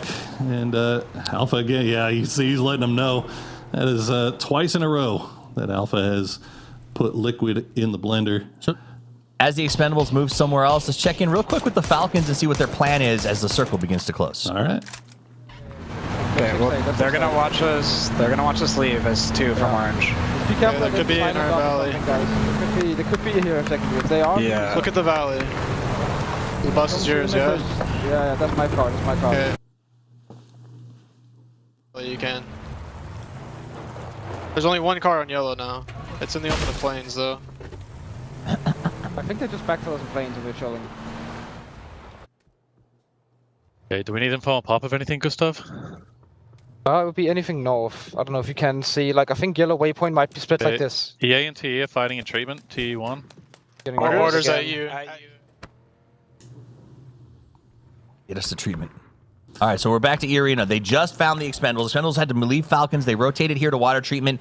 E-Arena had a trap set. So we'll jump to Nurin's live as they chase down the Expendables, just trying to, again, they just have to drive away and leave another man behind. This has been a really tough, constant rotation, non-stop rotation for Gam the Expendables that just seem lost right now. Okay, that hard shift. Once again, going to the northwest, and now T1 is looking fantastic. You see the helicopter in the air. That's going to be Virtus Pro getting Beanie back, but he is going to have to be by himself for a little bit as the rest of the team's coming in from the blue zone. As you saw, Arena hitting into water treatment, backfilling the Expendables. The Expendables are already on their way, but they're going to be running into 4 a.m., who is trying to crash this compound just to the side of Geek. Geek already all 4 deep into the compound itself. They should be able to hold a line for now as you see Gam trying to make their way through. Gen G taking shots down, but just don't have the angles, don't have the full lines of fire to cause the Expendables that much problem. They're like that last kid to arrive at camp that every time he tries to find a bunk, it's just taken. There's already a bag there. There's already someone saying, can't sleep here. And they can't find anything. Simon T up from the high ground goes for a little bit of Nixie pop, but Nixie says, okay, I got to back undercover. And then he takes the motorcycle. He says, well, you're here with us now, and there's nowhere else to go. Yeah, and Simon T's kind of all by himself, too. The rest of his squad is already inside the zone off to the north, so he's causing problems for Virtus Pro, but Virtus Pro may cause him problems here. As now Himass was waiting for E-Arena to take the E-pick up, takes the shots, gets Opons, and now a couple of E-Arena members will leave, but one will stay behind to try to go for that res. It's going to be Nurin's, and now E-Arena, they're in a little bit of a spot. Okay, it looks like the 2 guys that went up in the E-pick up immediately drop back down. Immediately they get back to this. They're going to land on the roof. They got a good chance to fight back against Himass, and he says to his credit, that's fine. I slowed you down. I ruined your E-pickup. Where are you guys going? Nowhere. Now we can rotate ahead of you and actually possibly pick up kills when you have to drive in inevitably next. We jump over to VP as they have found a little bit of a place to call home, not anywhere anyone wants to be primarily located, but it will get them at least some cover from this assault from a high that has been Alpha watching their rotation. Yeah, gets them into the circle at least. Yeah. As you said, not the greatest spot, and Alpha will have vision down onto that. Simon T was able to disengage, and it looks like he's going to be able to rejoin the rest of this squad. Looks like Virtus Pro maybe following behind him, though. So Luca Rux kind of looking over in his direction. We'll see what happens there. Falcons still in a 2-2 split, keeping close eye on 4 a.m. They just want to make sure that they don't get peppered with utility here anytime soon as Luca Rux does get the knock and flush onto Simon T. This is a tough neighborhood. You got these 3 houses, and you got above them, Gen G's going to be looking down the whole time. 17, a nice little rotation on the hills, but I got to be honest, that little neighborhood we just looked at is going to be a little bit passive for a while, but absolutely deadly to anyone who drives it. You try to make a rotation through that area, you're going to get pumped full of lead, no questions asked, so that'll be fun to watch. 17 looks like they're gearing up for a big send right now, and they are meeting, rotating, and staying together. I like that. Respect it. Be interesting to see what T1 does now that they have this 2-2 split. Okay, it looks like they're going to pull the 2 from the north side and bring back down. So Supers, if they're looking at that, they should know that that compound is now free, and it looks like they're immediately going to send it right back to 17. They pull up to the high ground, but I think they noticed Twisted, and if they didn't, they should know that they're getting shot at from downhill. Twisted actually going to send Batulins up there. I'm not sure if he's going to actually take shots at it or not. E-Arena, meanwhile, they're the farthest outside of zone, and Myth now running into Supers as well. I think they know Super's got that 2-2 split, so they're going to try to make an aggressive backfill here. They know one man was left behind. They're going to aggressively push him, goes for the spray, doesn't quite get it. He's tucked into the corner. They have the comms. There's the knock and the flush. Made in Thailand moves in with a very cheeky backfill that gets them a point. Yeah, I don't know. Supers, it felt like they had all 4 in vehicles, and they were going to go ahead and take the compound that T1 had just left, but maybe getting a little bit greedy there, trying to hold that 2-2 split, and Myth right there to take advantage. Well played by them, and they should get their man back on his feet as we check back in with our favorite mountain goat, Batulins. His Velcro shoes really working. Always. You would expect no less from Batulins. That man was born with crampons. All right, here's the crash. Gustav storms the Bastille. Him and Shrimsy are in, but no. Shen gets him with the head pop right away. Shrimsy's got to make the play. He's inside of enemy territory, slides out to the right side, goes into the shacks. He's got to try to make the kill here. You saw that nade pop off, shuts the door to lock him in, follows it through the entryway. Flash going to push him out. That's a nice knock, Shrimsy. Get Shen from behind. The rest of the team should be arriving. The nade on window was really important. 2 knocks here is 4 a.m. Spaceman, though, he's going to sneak behind Shrimsy. Didn't even have an idea that he was there. Now it's down to Tiggleton and Kickstart. But 4 a.m., they have one left. There you go. Kickstart will find him, and that's 4 points picked up for Falcons. Another team was looking down at him, but it looks like they got involved in a fight. Is now E-Arena and Alpha going to be squaring off, and Alpha will go down. E-Arena going to take him down, but Virtus Pro in perfect position to come and capitalize. Not only the third party while people are limping, it's what they love. Lucarux comes in, going to open it up, soften with some grenades through the windows, and then push hard with those ARs. Nuren's going to get re-knocked. Opon's in the last man standing, tries to tuck in and hold his position. Meanwhile, again, the Expendables eliminated. It's a 2-side push. They go left, they go right, they go down the middle, and they take him out. That will be the end of E-Arena, as well as Gam the Expendables elsewhere. Oh, good night. Twisted Minds got cooked by 17. They said, we're going to put on our Velcro shoes, and came up here and just dug them out. Man, we're going to have to see the replays in the next game. Yeah, I think Twisted Minds maybe thought that they could take 17 by surprise, and 17, for their credit, only took a single knock in that fight before taking down all of what was left of Twisted. Tiggleton, now the last player left alive for Falcons. Kickstart will bleed out in the blue, and yeah, Genji, this is looking like a free point, and there it is. Raining going to be the one that takes it. 'Twas noble. Let us remember him as he digs his own grave and lays in it. We could all only hope to be so helpful. All right, rating looking good here for T1. They've got a decent spot. I like this kind of edge right now because they'll be able to move in with the circle as well as stop backfills. We got Genji mounting up on the very edge. These guys have been, I would say, like, fight ready. They've been a little bit aggressive, looking to get into fights. They're not finishing them, they're not flushing them, but they've been taking what they can get. Meanwhile, 17 up on top of the hill just wiped Twisted Minds, and now they got Park Pro hidden down below, but that's about it. He's by himself without very much support at all. Looks like he's about to have some support, though. The rest of Geek is coming in as Salute will get picked out by Guman as Genji tries to make their way across the road into Circle. It looks like they'll get D and Soul there. But that's going to be about it. They've got a little bit of room to play around. Super's still looking over in that direction, but they have to worry about Myth off to their north. The rest of GK has arrived. They'll try to take that fight uphill against 17. It's not going to work out too well, though, as Khan is going to get caught on fire. Wemwa will be the one that gets that knock, and Park Pro, all he can do is just lay down some smoke here and try to avoid a push. But 17, it looks like they're going to go ahead and just push a little bit farther uphill and regroup. You know, I think they thought they could push this, use a little TP perspective to try to take the low ground advantage on some of this fight. But 17 had so much utility and prep that they just absolutely cooked them. And now they can choose to make a couple of counter plays. Geek on the move, wants to go for the rescue. Meanwhile, you got Myth pushing into Soup. They've been aggressive as well. Soup's taking fire from the high ground. I don't even know if they fully understand that Myth is coming aggressively from the back spot. Are they going to be able to take them out? I don't think they know they're here. I feel like they were looking over in this direction, and then they retreated back down into this one compound to make it a little bit more difficult for Made in Thailand. I mean, the smokes would indicate that they know something is awry, as Made in Thailand still trying to hold on to that high ground, see if they can spot out anybody. They're just going to start pre-nading everything, and fortunately for Supers, not finding it, the double blue will drop, but they've got plenty of room to move around, as Myth just trying to funnel them with utility, and it's doing a pretty good job. The funnel has actually pushed them to the far side of the compound. They're able to spread out and takes positions. It's a really nice play. Scappy goes in, gets the knock on Rex. Double on Heaven, and that's it. Soup is just out. Great play there to make it happen. Almost exclusively either with utility or softened up with utility. That was textbook breaching. There's something about Myth is as soon as the clock rolls over to final, they just are ready to ball, and they are 10 toes in right now, looking really nice. 7 kills so far. They are getting spotted out by Virtus Pro, who once again 4 deep, have a compound, have the high ground. They fought for that, they earned that, and that's paying off pretty big right now as they'll keep eyes over towards Myth. Xiao Wu will steal that point away from Nixie, but 6 kills already for Virtus Pro, and they look to add to that total.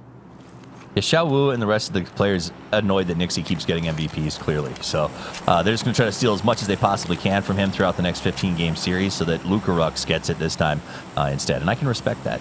Myth in their compound, going to lock it up. They got the circle shifted away from them. They have Genji off on the right side. He's going to get a very hard push. Ian's got that mortar out right now. I don't know where he's going to send it. And if anything, it'll just be a prep, top of the hill maybe, try to get up there. Not a lot of options. T1 in a similar situation. Most of their compound now outside that circle. I think T1 may be playing a little game of chicken here with Myth. They want to see if maybe they can spot out where Myth is going to go, and maybe send a few mortars over in that direction. But this is what I was keeping an eye on. Petrichor Road has been playing over on this western side, keeping out of the line of sight of Virtus Pro. They still got 4 up. They could cause problems here. Nixie will get that knock on a kiss. He'll steal it away too. Not going to lose that point this time, as Nixie's going to find Scappy as well. T1. Virtus Pro doing the work for him here. Oh my goodness. Jacob taking within 5 HP of his life, and Nixie will find that one too. Don't give that boy a lynx. He is just on fire right now. One bullet left, and that's all he needs. We talked about golf earlier. Well, Nixie's a monster on the links. He's going to double back and pick up his old gun, potentially. He just did all the work he possibly could. Says, all right, well, we're done with that now, and goes back to the DNR. That's incredible. That's classic Nixie, man. He was like, you guys are trying to stop me from getting the MVP? Well, I found a links. There's a reason why this guy keeps getting them. That is for certain. But he monster will be playing, at least the links is off the field now. You see what 17's thinking here. They've got that high ground. They'll dig in. A little bit of a ditch here. T1 type, make sure to get that mortar. Where are those going to be sent? Is this being sent over towards VP, or is this getting sent towards Gen G? To be fair, it's not getting sent towards anybody for now, so this might just be digging out a place for them to play next. Yeah. Little side of the hill dig. They did a little bit there to give them some cover from the left and right side. Should they have to push up, they're going to launch the cars and start moving forward. Nixie pushing onto Gen G. Gen G was below. They saw it with the links. Now they're doing it with the grenades. Try to keep them locked off. VP's got a such good spot on top of the hill. The only thing above them is 17. Is that a good nade? Not quite, but I like that they're committed to this. It does feel like maybe we're just wasting utility, though, Poro. That's a hard nade to hit. It's tough, and if nothing else, it's a zoning utility, right? Like it's just saying, like, don't try to push up here. We've got more for you if you do. Well, one thing I was worried about with VP is they've been very focused over there on the east, and Petrichor Road is now taking that opportunity to get right onto the edge of their compound. But it looks like Virtus Pro has retreated back, so I'm not sure if they spotted this out or if this was just a general call to regroup in the hard cover, as Petrichor Road has a beautiful ridge line here and walls to work around. Petrichor tried to be Petra sneaky, and now they're Petra caught as they're stuck outside. The nade goes off, and Petra says, Petra, no! Tries to fall backwards, but they are committed. They have to get in. This is their win scenario to get into the circle. Virtus Pro immediately falls back, re-ups on the utility out of the boxes that were left behind. Look at that utility piled everywhere in that house. This is the fallback position as Lucarux gets ready to hold the window.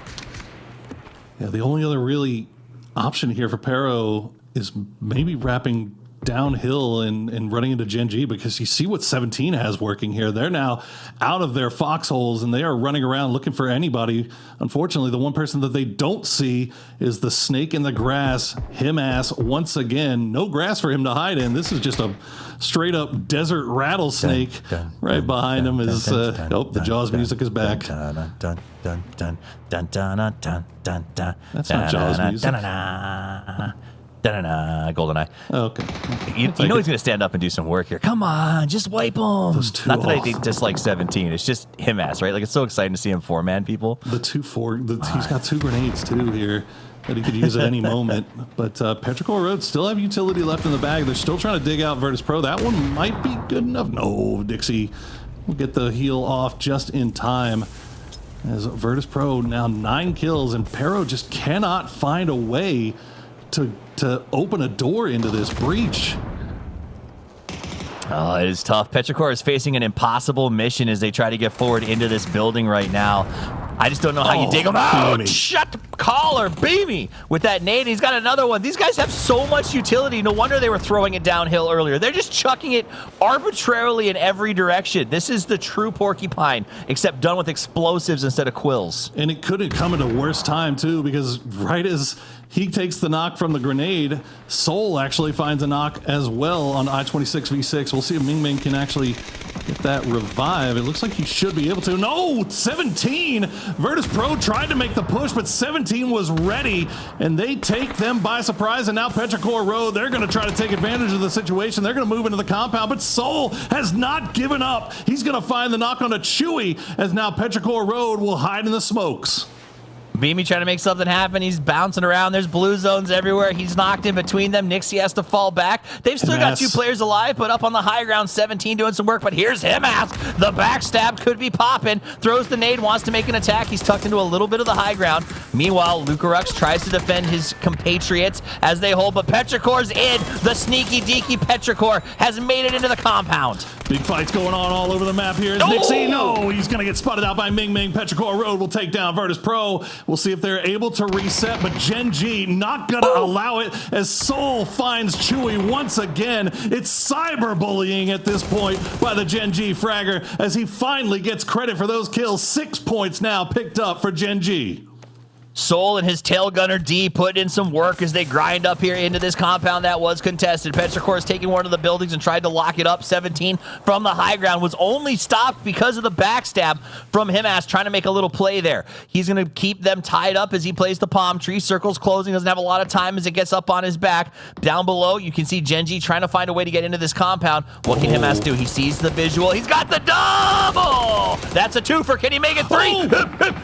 Himass! Himass gets 3. He had them absolutely dead to rights, and 17 gets bit by the rattlesnake as Petrichor Road down to 04 MB. He's gonna find Soul. He will take down one, but he can't take down the second. D will cover his teammate, and Gen G will now be 1 left alive. Himass trying to see if he can wipe the rest of 17. Can he do it by himself? He's spotted out Wembwa. He knows where he is. He's gonna take the shot. Wembwa using his teammate as cover as now the shots come in, and he will find Himass, but T1 will take down Wembwa, and they are now set for the victory here in match number 2.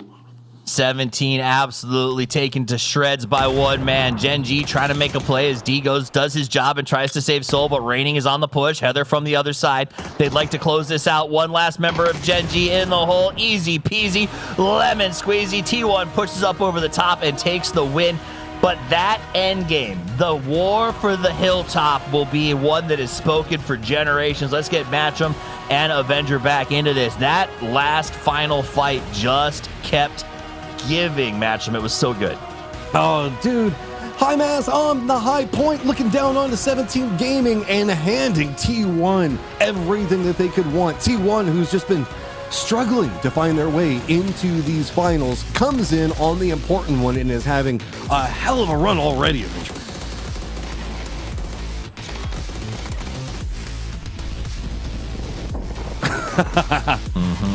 What a way to do it. Himass just insane. So well played. And I honestly, again, a situation for him to do that, you're not expecting more than 1 or 2 knocks. He gets all 3 and then is still in cover. So well played, man. What a way to do it.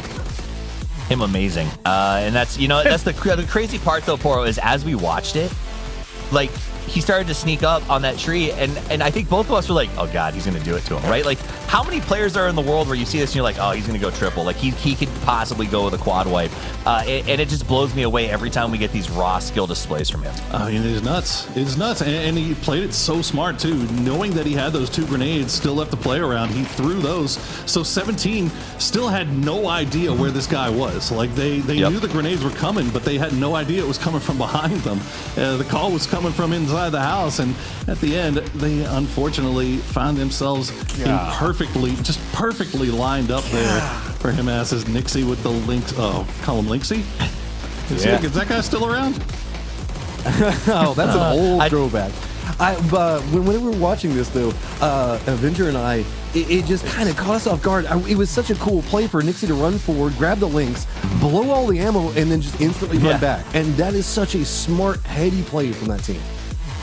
I mean, that was just Nixie being like Oh, hey, I got some space and I'm going to blaze up this map. Because at the end of the day, like, that was such a good high ground position. 17 actually just, I feel like was like, hey, we're just content to let you guys run that side of the hill for us. Ultimately, it fell apart, though. T1 wins this. And Martin, it is not with a huge kill count. I would argue that they won this on the back of everybody else's hard work. Yeah, T1 getting 15 points from that. Obviously, sure, it's not a lot of hard work for them, but you take those. The games you're not supposed to win, if you get those, you're absolutely fine with it.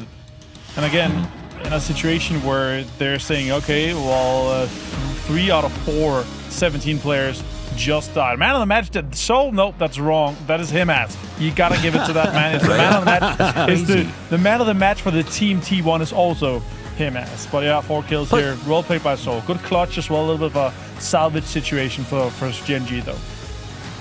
I also think you have to take 1 point away from everything that Soul does because he has an extra person with him at all times. Like D is like 0.5 Soul in every rotation that we see. It seems like his job is just to back up Soul at every moment, which has actually been working out pretty well for them. T1 does come away with that win. 17 gaming though, 10 kills and that 5 placement points. Like if they hadn't gotten caught in the back from High Mass, I think this was the easiest win of their life. They've got to be pretty frustrated by that.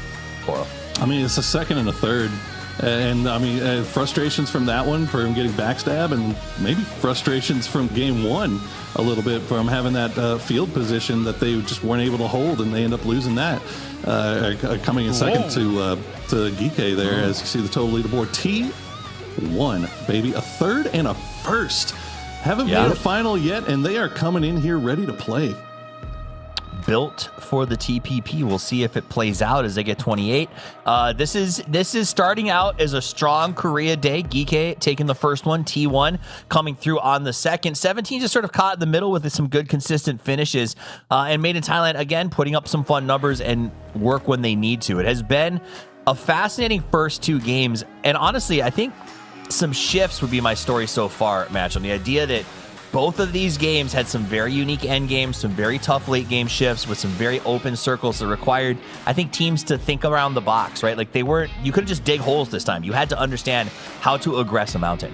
Oh, yeah. I mean, that's just 2026 whenever you look at PUBG, right? It's just hard shifts everywhere, and teams are doing a really good job on figuring out for the most part, but in some cases we get these really dynamic shifts, like you're talking about into the mountains, that can make it a lot more high ground, low ground. We saw that 17 kind of high-masked Twisted Minds before they got high-masked. So it's like a lot of these teams were playing on different plateaus, trying to keep control over territory, and that can sometimes lead into a certain stalls in location and death funnels into others.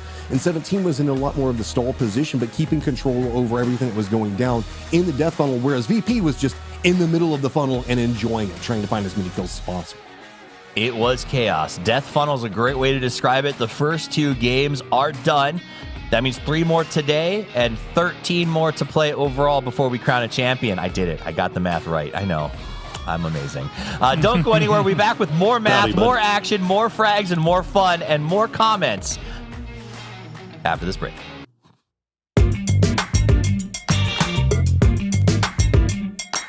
Hello everyone, welcome to the interview. We have Thifix and Sose with us here. Hello. Like when you think back to PGS8, what's the biggest lesson the team learned from that experience? We need to be stronger in our team play, moments inside of the game, good moves, and that's it. Was there a particular moment when you felt the team needed to change something? I wouldn't say it was a particular moment, it was like just couple moments, which was like basically we lost because it was the same problem. So I would say like there is no like basically particular moment. I think it's like the bunch of moments. I would say like team play is not only like that. It doesn't come from like experience, or it doesn't come from like the experience you had together. Like new team is all the time new kind of team play because like it's all the time different players. I mean maybe I was playing with Sauce like 1 year, you know, but like with other guys it's completely different. And to get team play like with everyone all along, you need to work like it works differently with different players. You've been in China for a little while now. Have you found a favorite local food yet? I love duck. I would say like, I mean, I tried more than salsa.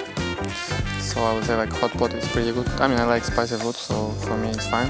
Like imagine you could invite any player in the world to join a dinner tonight. Who would you invite? Yeah, of course. Kuba. Like tell us why. I feel like Kuba would be like a good guy to spend time with and a good guy to play with. Thank you for joining us for today. See you in the games. Bye-bye. Bye. Fueled by the same passion as esports athletes, Zowie continuously develops tailored products, empowering gamers to bring their best out. Today, we are launching the all-new XL2566X Plus, which uses the newly developed Fast TN panel and upgraded Diac 2 technology. The new monitor series continue to evolve, refining details to ensure players can perform their best consistently in games. Arctis Nova 7 Gen 2. The app called the biggest cheat code in the industry is here for PC and console. It's got real-time audio control to do crazy things. Okay. So use it and abuse it, you crazy person. It's the new gold standard.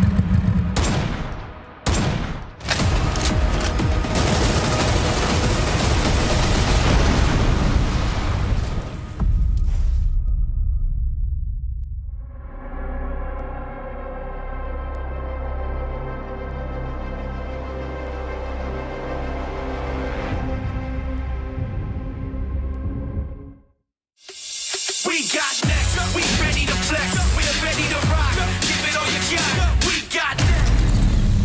Y'all rockin' to the top, can't stop it, must be off your rocker, then you gon' stop her. We got next.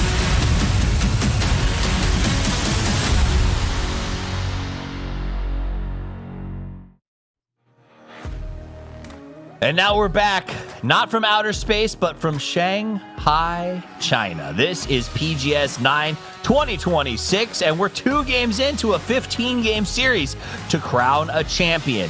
And if anything is the story so far, it's about consistency. My name's Tavis. I'm with Porosaurus, Matchroom, and Avengers. We break down the action, and so far the top teams have been consistent. Let's run through this real quick for you. T1.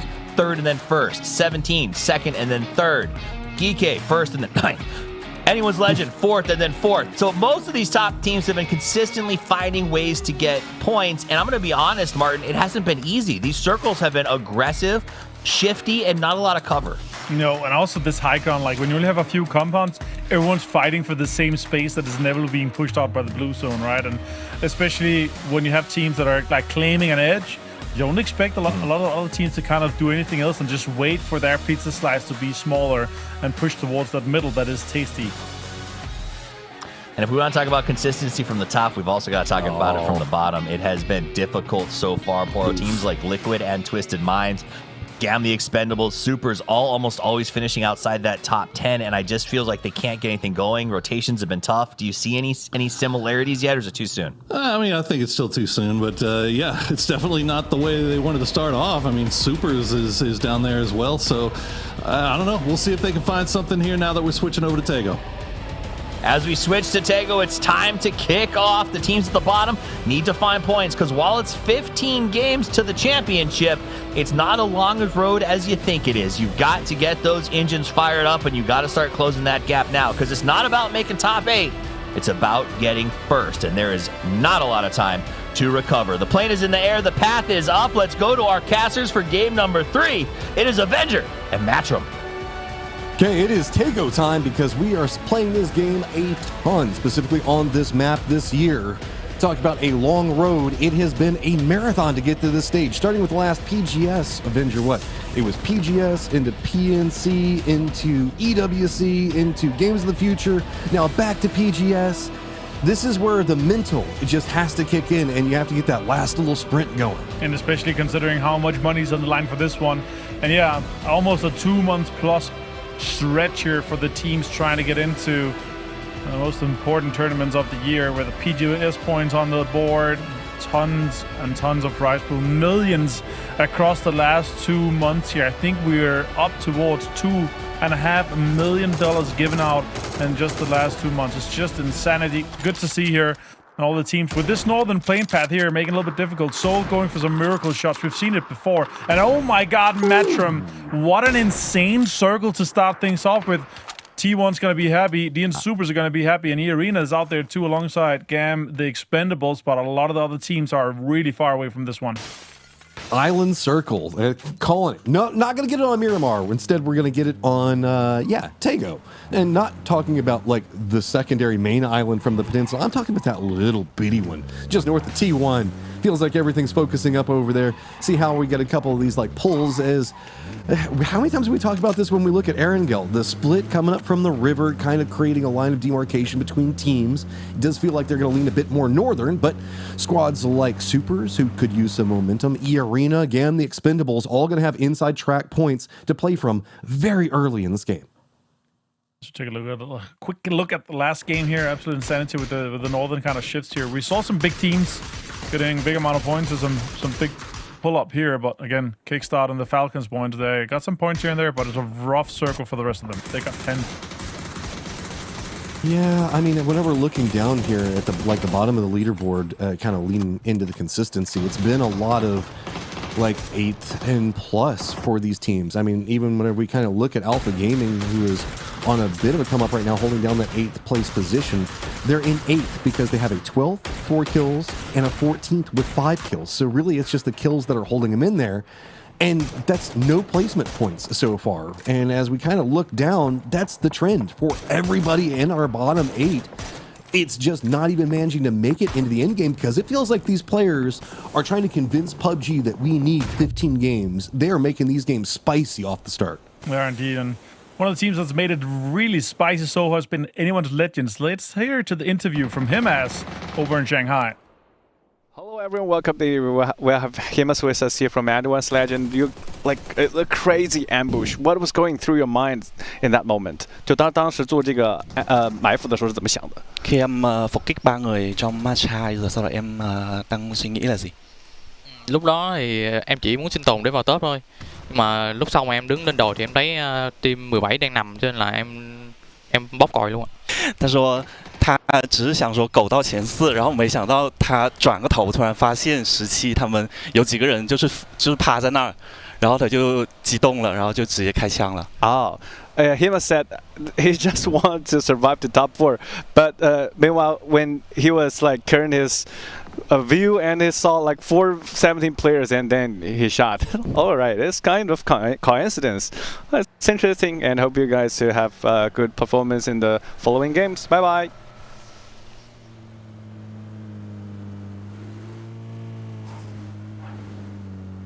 Yeah, and that is, of course, hearing from him from that high ground. What a spot for him to get in some points, placement points as well. And right now on 21 points, as you see, they're very close to striking distance within that podium here. And if they get that ball rolling, we could see a different Anyone's Legends than what we've seen from the last few games here. They've had some really big struggle games.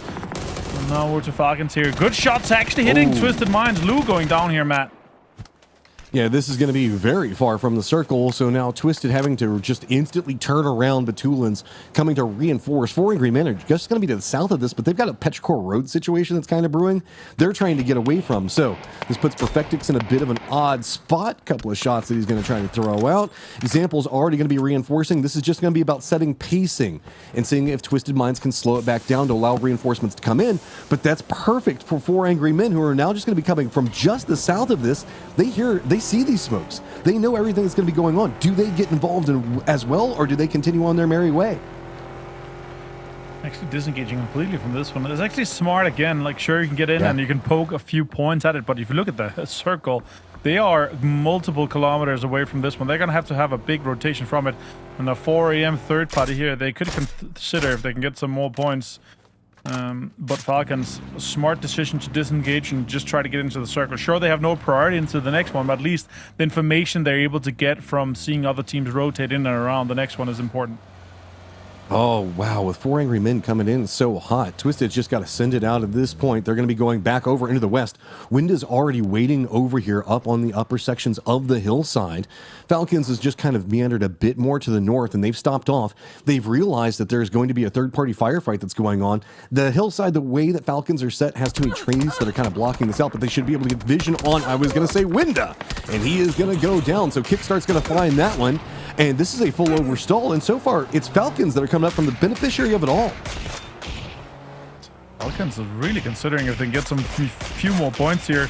I actually see some more shots here. This is smart from them. Again, this is from safe terrain, Matt, where they're able to just poke from a distance. If take out a 6 or an 8x here, they're getting close. They see the nade window. Oh, just one little damage from the nade here is going to knock him and do more damage once again. Both cars are getting hurt as well from it. Blue zones are being deployed. Really committing this one. Windows still 1 HP. He's going to try to get the heal off. Oh, example as well from the third party. Yep. Okay, now it's Twisted Minds that's the third party. Take a couple of shots, and Example staying behind while Perfectix might be going back maybe to pick up blue chips. I don't know exactly. Falcons making a more aggressive move down into 4 Angry Men, seeing if they can find another knock onto him, but Example still just going to be kind of holding back the line, and 4 Angry Men kind of cut back over into the south. That's going to give them the distance away from Twisted Minds. Remember, Perfectix kind of retreated back over onto this. So Falcons, I think that they might just say, okay, job's done, circle one. That's about all we wanted out of it, and eyes back over to the circle, finally. Yep. Gotta get in and get some priority, and he's sitting here with my fingers and hands and everything crossed that I can, that we get a sudden shift. Just to make it more fun to watch and to torture more of these players, Matt. Sure, there's a lot of good space in between Godok, Hamusa, and Palace, but some of these circles are just crazy when we have this absolute mayhem that's going on. Although, that being said, with the red zone being somewhat center close south of Hamusa, we can have some really good late games in there too, because of what all this terrain is being destroyed from that red zone. Yep. And you hit a great topic on it. Whenever we kind of see the red zone play more center, kind of just pop in all those holes for people to be able to rotate into, especially in the more barren sections of the map. That is great to see. New circle about to pop in just a second or two, so we'll see how that goes. Is it going to favor down itself? No, it is going to be Haimun Sa, as well as Wolsong's kind of staying in here. We do get a lot of very interesting, more vertical positions that the teams could be playing over there, but it's mostly going to be right along the edge of the zone. Lots of coastline, and the Expendables going to go for a full regroup around Haimun Sa, and I guess maybe T1 wrapping back behind E-Arena. The Arena, if they don't get a move on, they can suddenly find themselves with an aggressive T1 looking to play. Now with the res in from Twisted Minds here, they're going to get the recall going on, and sure, they're going to have somewhat of delay. They actually made it just in time for it, and the guys are going to be coming in and be able to scout for the guys coming in super late here. I would assume the Twisted has to send the guys to Wolsong, some of the northern compounds, just to get some loot.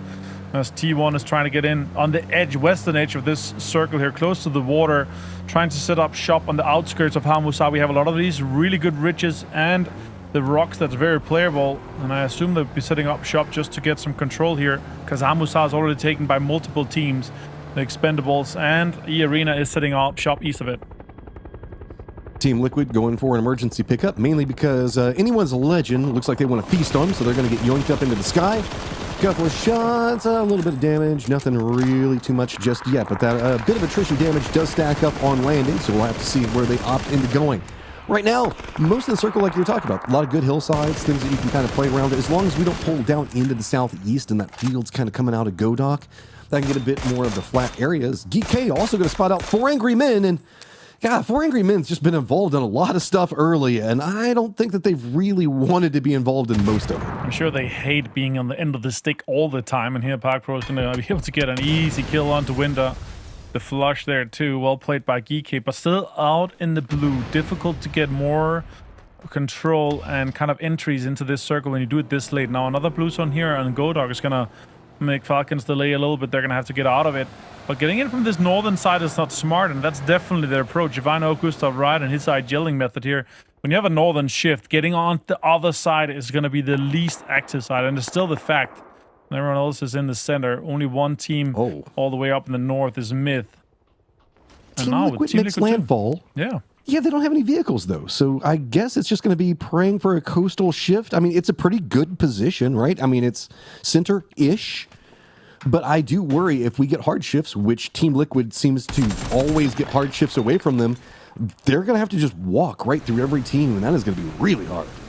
Absolutely. Petrichor Road also sailing on the other side here, trying to get into this circle here on the western side. They're actually going to go past a lot of crates that's out in the water.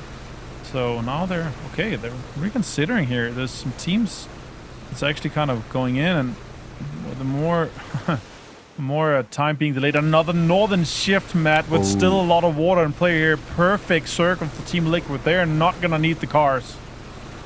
I mean, Team Liquid in the name. Circle pops on them, keeps the water in, and of course, Petrichor Road abandoning their name entirely as they're just trying to cut a watery path. Death Funnel looks like it is going to be down to the southeast, as it is going to be T1 Gen G leading the path on one side of it, 17 on the other, VP right on top of him. Couple of shots could be exchanged as a car jousting is going to be coming out.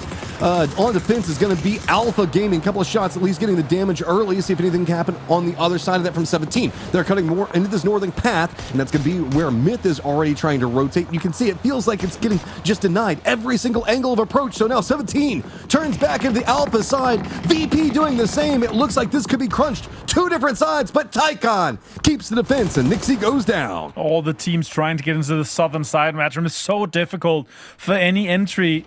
Because the Arena, APG, and now VP and 17 is trying to hold on to just an edge of this space. There's so much space in the north, and Falcons has read it so right. Dogmai finds a shot, and Xiaowu goes down. 17 has been so unlucky, losing so many, and Beamy actually steals it away from APG. Random just ghost-rided whips rolling around everywhere. 17 can't find anywhere to stop, so the east, too bad. Let's cut over into the west, and they're doing it roughly the same timing the Falcons are making their rotate. Team Liquid territory was kind of what we saw over here. They have moved more down into the south. So 17 spotting out what's going on with Myth, hearing the shots coming up from Team Liquid. They're moving more north. Falcons is stopped. They spotted out Petrichor Road in their boat. They're taking shots. 17 now hears this. They can no longer go more to the west, so now it's time to cut back into the north. They've got a little bit of a split, and finally nobody is shooting them, and this has just got to be enough. Wonga, Expendables, smart about it, just waiting until they're out in the open. But T1 finds them. He's going to go for some shots towards Petrichor Road anyway. 3 gear in hand and on equip, but nades are coming out. Tanwu finds item 6. Petrichor Road on the receiving end on multiple shots. This is just fish in a barrel, and it feels terrible to watch.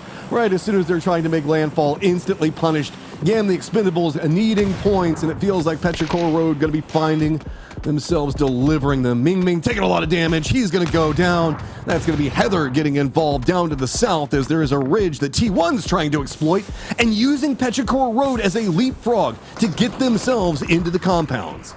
Good nades. T1 stealing all of it. Cloris actually get Ian here with a nade. That's good. Type is now going to have to try to defend, and Ian... Oh, that's a great nade. That could find him as well. Lukaruk's gone down. D finds a nade and opens. Every single team trying to be engaged here.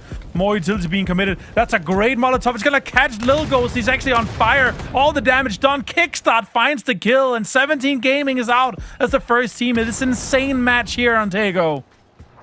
Woo! All right, circle pops. Hey, Moon South stays a big part of it. So now eyes down to the south. T1's going to be gate kept a little bit. E-Arena as well as Gen G stacked on top of each other. Anyone's Legend going to be trying to hold back Alpha as well as VP, maybe even 4 Angry Men. GK, very little options. They're probably just going to have to push more along to the north where Twisted Minds and Falcons are defending. Super's thinking a similar idea. Gen G, though, in the thick of it. They're just trying to fight their way up against and find their kill points early because Gen G wants as much as they can find over here. But Lyrics has spotted out Bean and gets the knock on him. Oh, T1 absolutely destroyed by Clarice. He got all of them. T1 is just out of the game. They denied this complete push that we saw from T1. Petrichor low. Yeah, there's just one player left. Wangev's holding the corner. GTE is holding on to the south side and denying any entry into Hamusa. Everyone's going to have to fight on the edge. Okay, where do you go? E-Arena, with the way that they're kind of split over here, they're just trying to finish out this fight with Gen G. Nothing's happening over to the north. 4 Angry Men going to be rolling just to the north of this, but E-Arena focused in. They want to deal with Gen G, and that makes an opportunity for 4 Angry Men to just kind of sneak their way by, and they're going to be running right into the Team Liquid positioning. Alpha Gaming finally going to be eliminated, and that's going to be VP that man should take them down. Panzerfaust punch to finish it off, but VP now has to make the cross, and they're going right into anyone's Legend territory if they walk just across the road, which I have to imagine they don't want to do.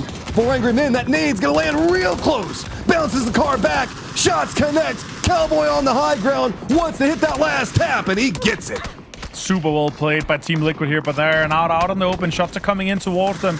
Cowboy gets knocked by Akan here. Petrichor Road is out in 13 play as well as 4AM is completely done for here. Well played.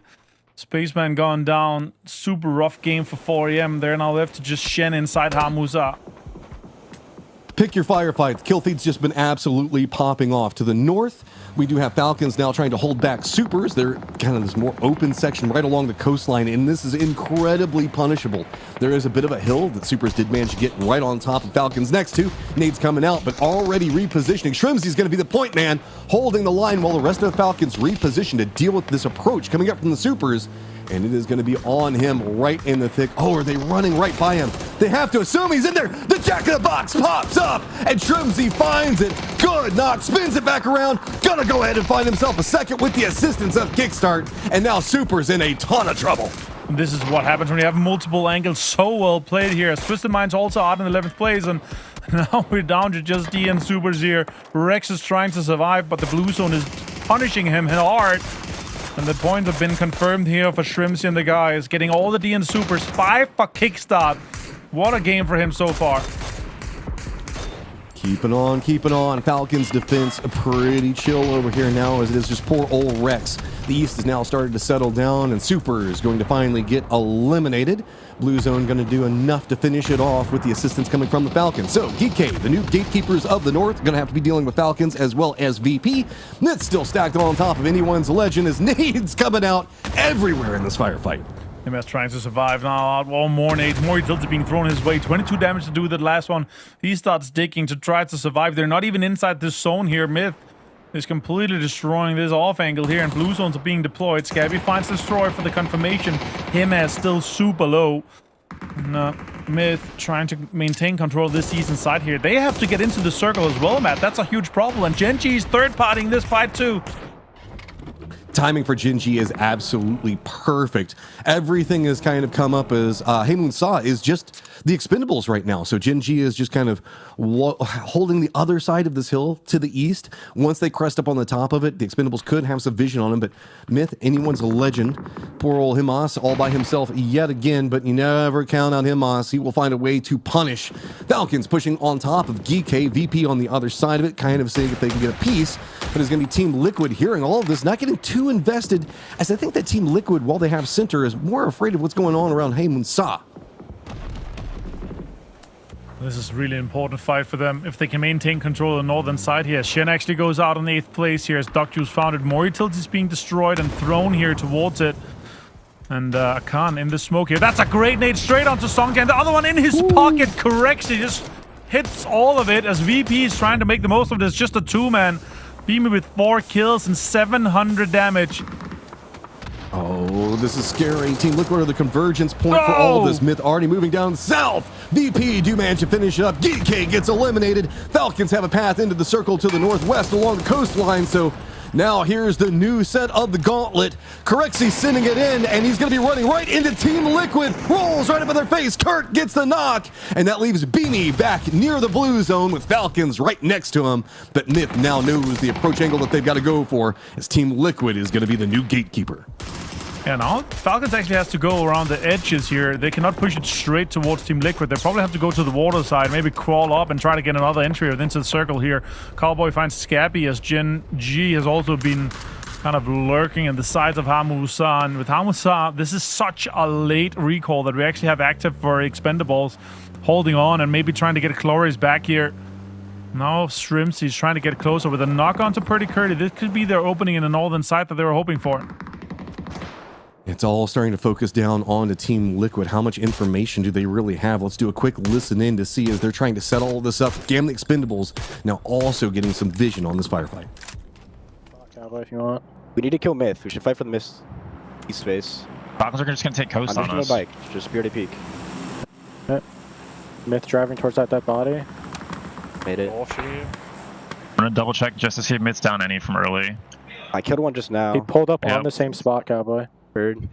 Taking his boy's car. I can't really peek him without getting shot. I really want to, but Falcon's pulling up on yellow. They're driving at you. I can't stop it. We made him. Dominate. Finish me in the car. Knock him. Nice. I flushed on green. Flushed by green. Yes. I'm in the smoke. One on yellow. Okay, now it is the convergence point a galore. We talked about it a second ago, but now it's even going to be worse. The way these circles are now set in phase number 6. Team Liquid's got to deal with Falcons. One side of Gustav is going to go down. Myth still on the outside of it as Team Liquid is the focus without a doubt. Down into Haymun Sa, though, Gen G is going to have to figure out, do they play the outer wall or do they finally push in around where the Expendables are going to be playing? Expendables just holding so much control. Gustav is going to die here. That's a quick bleed for him too. Purdy Curdy throwing a nade. That could catch Kickstart too, but it's definitely going to confirm Gustav. Kickstart disengaging, and they're actually just maintaining control of this kind of northwestern shift that they have here, but their whole ridge line towards the water is still open. Cowboy now finds Jacob, and Myth is going to be absolutely destroyed here as Team Liquid holds on. 7 kills. Falcons, the new target that they can directly focus in. The north is finally calmed down. It is just America's up here between Falcons and Team Liquid. Gen G still slow playing it down to the south. So we've got our top 4 in phase number 6, where it is going to be Team Liquid having this very nice ridge line that they've been holding on to for so long. Falcons got the coast in a bit of a hill. Meanwhile, it is all the Expendables. Defensive line into the eastern section because they know where Gen G is at. Couple of shots coming up from Hong F. Gets a knock onto D. Expendables and Myth fighting each other, and Purdy Curdy finds a nade onto Shrimsy, and the car's on fire. It's going to do some damage to him too. Now it's left to just take. He's going to have a send. Try to maybe go to water side here. Try to get into some of the ridges that he can play here. He's actually perfectly playing. Physics. There's a suction cup under this car somehow, Matt, and it just drives almost vertically along this ridge. Just enough to stay in there. Gen G, though, it feels like it's just nowhere to go, man. They're trying to creep their way in. They can't find anything over here. The Expendables are feeling themselves on this defense. 7 kills for them as everybody's made it into our top 4 has just been absolutely fragging out. Team Liquid with more control on position now, starting to take shots at Gen G. Tig does find out Purdy Curdy, as it is going to be just him over here, and Team Liquid went on the hunt. Still have one player over here trying to make the approach, and I think it's going to be Cowboy, as Tig is just throwing everything that he's got at him, but the Molotov coming up from Cowboy is going to be enough. On the other side, Gen G didn't have anywhere really to go, and they are going to get denied out, and it is just Team Liquid versus the Expendables. It feels like everyone trying to get into Hamusa has been fighting for the honor to fight the last team, and Expendables just said no. They're all 4 alive, and this late recall for them has really paid off. Chloris got 4. They're up to 8 kills, but Team Liquid defending this north successfully and being 3 guys alive. 11 kills. What a game for them. And now with this zone here, eventually and surely we're going to have to get out of Hamusa here, Matt, but we'll see. Yeah, I mean, it's just really about how much information can Tangu get from up here. Oh, or can he get any knocks? The way that the separation comes up from Team Liquid, if Cowboy goes down, that is extremely punishable. Cowboy's not even in the new safe zone yet, so it's going to be Luke holding down the east, Alo a bit more into the west. Meanwhile, the split coming up from the Expendables feels like they're just trying to get their loot and situation and get ready to go for this last firefight, assuming that the compounds could finally be abandoned. But, I mean, there's just so much circle in this that is kind of into a valley coming out from Haymoon Sa directly into Team Liquid. If it abandons Haymoon Sa, the Expendables are just going to have to fight their way out of it because they're going to have no cover, but they should have a ton of utility given how long they've been chilling in this compound. And a bike. I love that. Just smoke a little bit and then just drive to Alo. He's going to be fine. They did have a vehicle. That's easy. Through smoke. You're not going to be able to hit that easily. Good shots. Tanwu gets punished as well from Luke with a headshot from the Mini. And he's going to be brought down low. He's going to have to first hit and then stim. There's some good riches that's already been dug out here from Team Liquid. And Luke is holding on to really valuable terrain here with great cover. Oh, this feels sneaky. Trying to see if maybe he can find a bit more ridgeline control, get some vision on Team Liquid if they go for a peek a bit more into the west.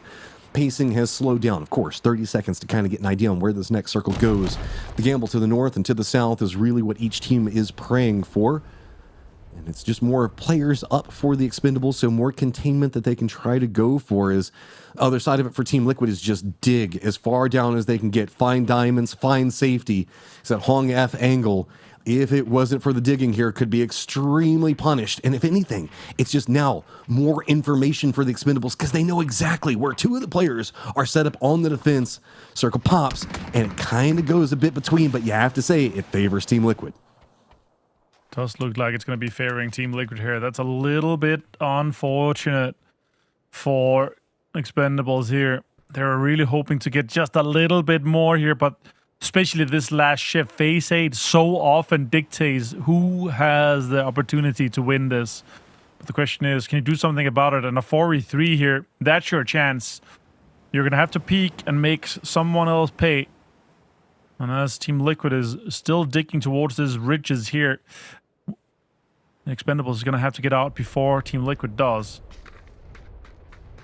There's a little bit of the compound still in for the Expendables, but that's just stacking everybody into one spot. That doesn't feel good.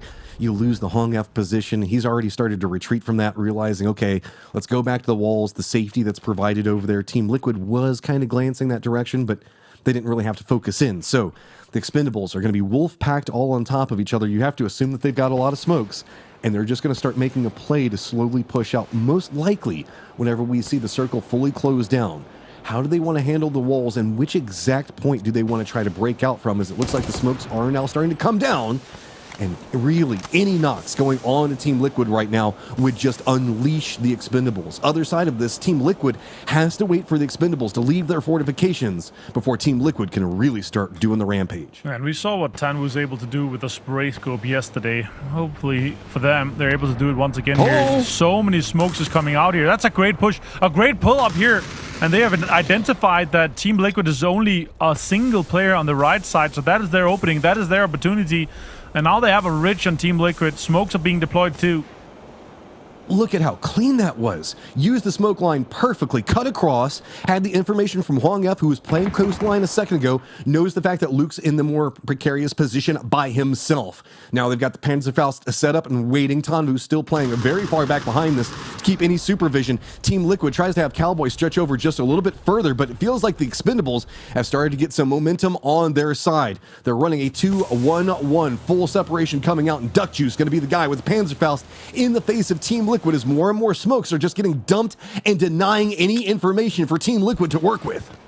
No, the Team Liquid is on the back foot here. They're going to have to make a play here. Nades are coming in as well, sure. That's going to create some space that's going to be able to be played here, but eventually they're going to have to come off this ridge here that Expendables has taken the other side of. And with both Cars and Panzerfaust and Orcs in hand for all of them, they're going to be able to spray them down once they push out. The entire momentum of the game has changed with the car push. It's mostly controlled, the circle, by the Expendables.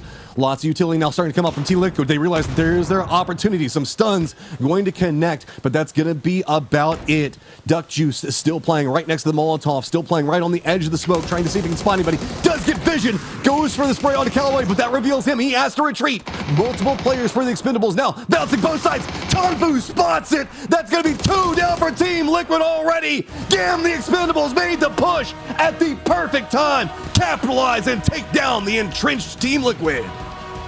And what a game and what a finish for them. They held on to Hamusa for so long, able to get 4 back strong, and that proved so valuable against Team Liquid. They still got tons of kills. Team Liquid's gonna be happy about this one here as Ring Toffees and Borosaurus back to the conversation. Guys, America's back on top.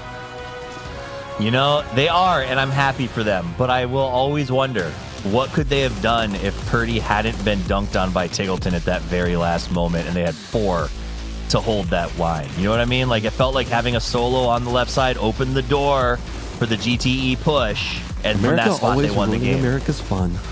You know, but at least they don't shoot each other and then back off like other people might do sometimes. I like that they're willing to take the fight, so good for them. Good for America's in that game, Poro. Fun to watch no matter how you slice it. Yeah, no, I mean, regardless of not getting the win, it was still a big game for both squads, and really just early game aggression coming out from Falcons, specifically getting the fight with Twisted. I loved what they were doing in that fight against Twisted, and then pulling off, and then seeing the kill feed when 4AM got the knock on the Twisted, and getting back involved and trying to third party that, but just having the presence of mind to know when to pull away and when to stick around and try to get points there. And then this was just beautiful work from Shrimzy, the trapdoor spider himself. Right? You know, I remember a couple, what was it, 2 weeks ago, we were listening to comms, and there was a point where you could hear on the comms them saying, let's just, you know, leave landmine and let's move on. And we messaged the coach and said, what do you mean landmine? They said, it's like when you bury a player and just leave them to sort of backstab. And I hadn't seen it effectively happen yet, and that Shrimzy landmine was about as perfectly executed as it could be, Avenger. Yeah, absolutely. And when we do that, especially a little bit of a slanted hill where you can get really deep in those situations, that off position when you let them, it's like when you let people drive and cross the bridge with the first or 1 or 2 guys go across. It's gonna create complete confusion when someone all of a sudden shoots from behind you where you're expecting your teammate to be. And Clary is really well played. That T1 push 1v4, surely he gets the MVP. Nah, it's probably gonna be Tanvu with that amount of damage done. A lot of damage there, but it was a story of 2 games, right? In the sense of like they had that T1 push and they had to totally reset, Matt, and deal with honestly what I thought was a stacked potential like win from Liquid. They had the center dot, they had a good spot. It was hard work to get out there and get to them from the Expendables. Yeah, whenever we kind of look at the way that kind of fell, we saw the Team Liquid use the emergency pickup, so didn't have as many vehicles, as much utility. They just had to fight for terrain, and they kept it under control from a ton of aggressors, and you're 100% right. It felt like everybody was just kind of waiting for the circle timings, and the Expendables came up with a great play to time it up, but no, a man of the match. Wow! Gonna be Luke 12. Love to see it. Almost 1,000 damage. Wow, the Thunder from down under makes the play and comes out with a huge damage count. But again, that just comes down to the bristle botting they had to do from that center spot. And a lot of that came because of the circle. It was brutal, Poro. From the jump, it was tough. And then that phase 3 shift to put 40% in water and just make everyone sort of play a tight area for a very long time was hard. It was tough, man. I mean, these circles so far today have not been forgiving at all. And it's kind of putting all the pressure onto these IGLs to figure out how they want to play these things and how and you can see it's kind of led to this early game aggression, these early game fights that we're seeing. But I mean, I got to give credit to Game the Expendables. You know, it's been a little bit of a slow start today, but the hold against T1, the hold against Petrichor Road, and then the just really, really well played end game there against Liquid. Obviously, just maintaining utility all the way up until the end, and it almost felt like a foregone conclusion once they were able to leave the compound that there was just nothing that Liquid could do since they had 0 grenades pretty much left. That win from Gam the Expendables moves them into the top pack. And we do start to see a bit of a separation establishing itself as you've got those 23 Norths all the way up to 29, all the way through the top 7, or top 8, I'm sorry, and then a pretty big fall off towards the bottom. The thing that's killing me right now, Martin, is the fall off is some pretty huge teams. Supers, E-Arena, Twisted Minds, defending world champions. Like, I'm shocked to see them down there. Yeah, a little bit rough there for that situation. I mean, the huge drop-off from 11 points from 10th place up to first is huge. Team Liquid kind of rejoins that top pack where with one good game you're able to strike towards the podium there. But yeah, Twisted, man, that's a rough one. Supers, they got absolutely destroyed by Falcons. But yeah, what can you do when you get landmined? Absolutely. That was a really tough situation to be in. And I think, as we looked at those guys right now, 4AM getting ready, you said during the broadcast, Martin, 4AM has to hate being the end of the stick all the time. But there's an old saying that when you find yourself at the end of the barrel, it's because you're the target. And I do think that that's something 4AM has to worry about at this point, is other teams finding them, catching them, and really just going after them. All right, well, that's all the time we've got for talking because the plane is in the air, and we're going to get ready to rondo. As we said, Matcham and Martin off to take a short little break, and me and Poro are going to be here with the call. We brought it up. Some big teams on the bottom, Poro, and it's not over yet. It's 15 games. The problem is, as you hit the end of day 1, you don't want to go into day 2 chasing and planning for adjustments. You want to know it's working, we can stick with it, and that means winning one of these next 2. Absolutely, and we saw it last game. Like all our top 4, top 5 really were teams that had kind of had a slow start to the day. So now right back into the mix. They're getting a little bit closer up there towards the top as we see that leaderboard is still very, very much close. Nobody's kind of taken things by the reins and just completely run away with it yet. And I think everybody has to have that in mind coming into this. Even if they had a slow start, this is still very, very much up for grabs. It's still very attainable, especially when you consider the fact that there are 15 games. So we'll see if any teams decide to go for that early game aggression that we've seen so often here today. And I'm also going to say, it's been 3 incredible games, 3 total banana jamma circles, absolutely nonsensical in some of those shifts that we saw. Even if it was just splitting the water, moving to island, over and over again, these have been challenging experiences for these players in spots they're not used to finishing. So I think with a plane path like this, the circle again is going to pick a spot. Test Track's touching it, but we have a lot more northern desert than we've had in a minute. And there's a world where those shifts start moving in that direction. And again, throw these players planning into a network of mess. I guess you could still technically call this a Test Track circle, although it's an Eastern Test Track circle. We don't really see these that often, not as much as the Western ones, but at least to start things off here, it looks like most of our teams have managed to avoid each other for now. We'll see if that remains the case here. 17, you see them kind of messing around right there in the mix of things here. Only a couple of points removed from the top spot, as again, nobody has really run away with it just yet. Let's check in Falcons, your easternmost team here. And the key is not only has nobody run away with it, but nobody's run away in a position or even shown positioning that implied they were going to get more than one incredible game, right? Everyone seems to be consistent, but no one's blowing up. And I do think the fact that we've got 8 teams north of 20 and no one over 30 at this stage is starting a track of this could be one of the most competitive finals. When we talked about last week, there were 4 teams going into that last game. It could happen again as the Soup is about to find T1. I mean, and T1 knew that they were around here, and you can see Ian's got the shotgun in hand. They all knew. Oh, Ian! No way he does that back-to-back. Gets deal in heaven, but will go down in the end of Rex. Wow. And is the rest of T1, are they close enough to this? No, they're not. They're not close enough to capitalize of this as Ian almost pulls off the miracle play. I would have added a third E to his name if he pulled that one off, but he did not do it. So he will remain as he's summarily dismissed from the map. DN Super is going to survive and get leveled back. You can do it. You can do it. Amphibious car. Easy. Nice job. It's electric, by the way. Yeah. Batteries love water. Everybody knows that. Well, it looks like actually T1 might have been thinking about doing something about this, but Alpha had already kind of made their way over as well. So now T1 down to 3.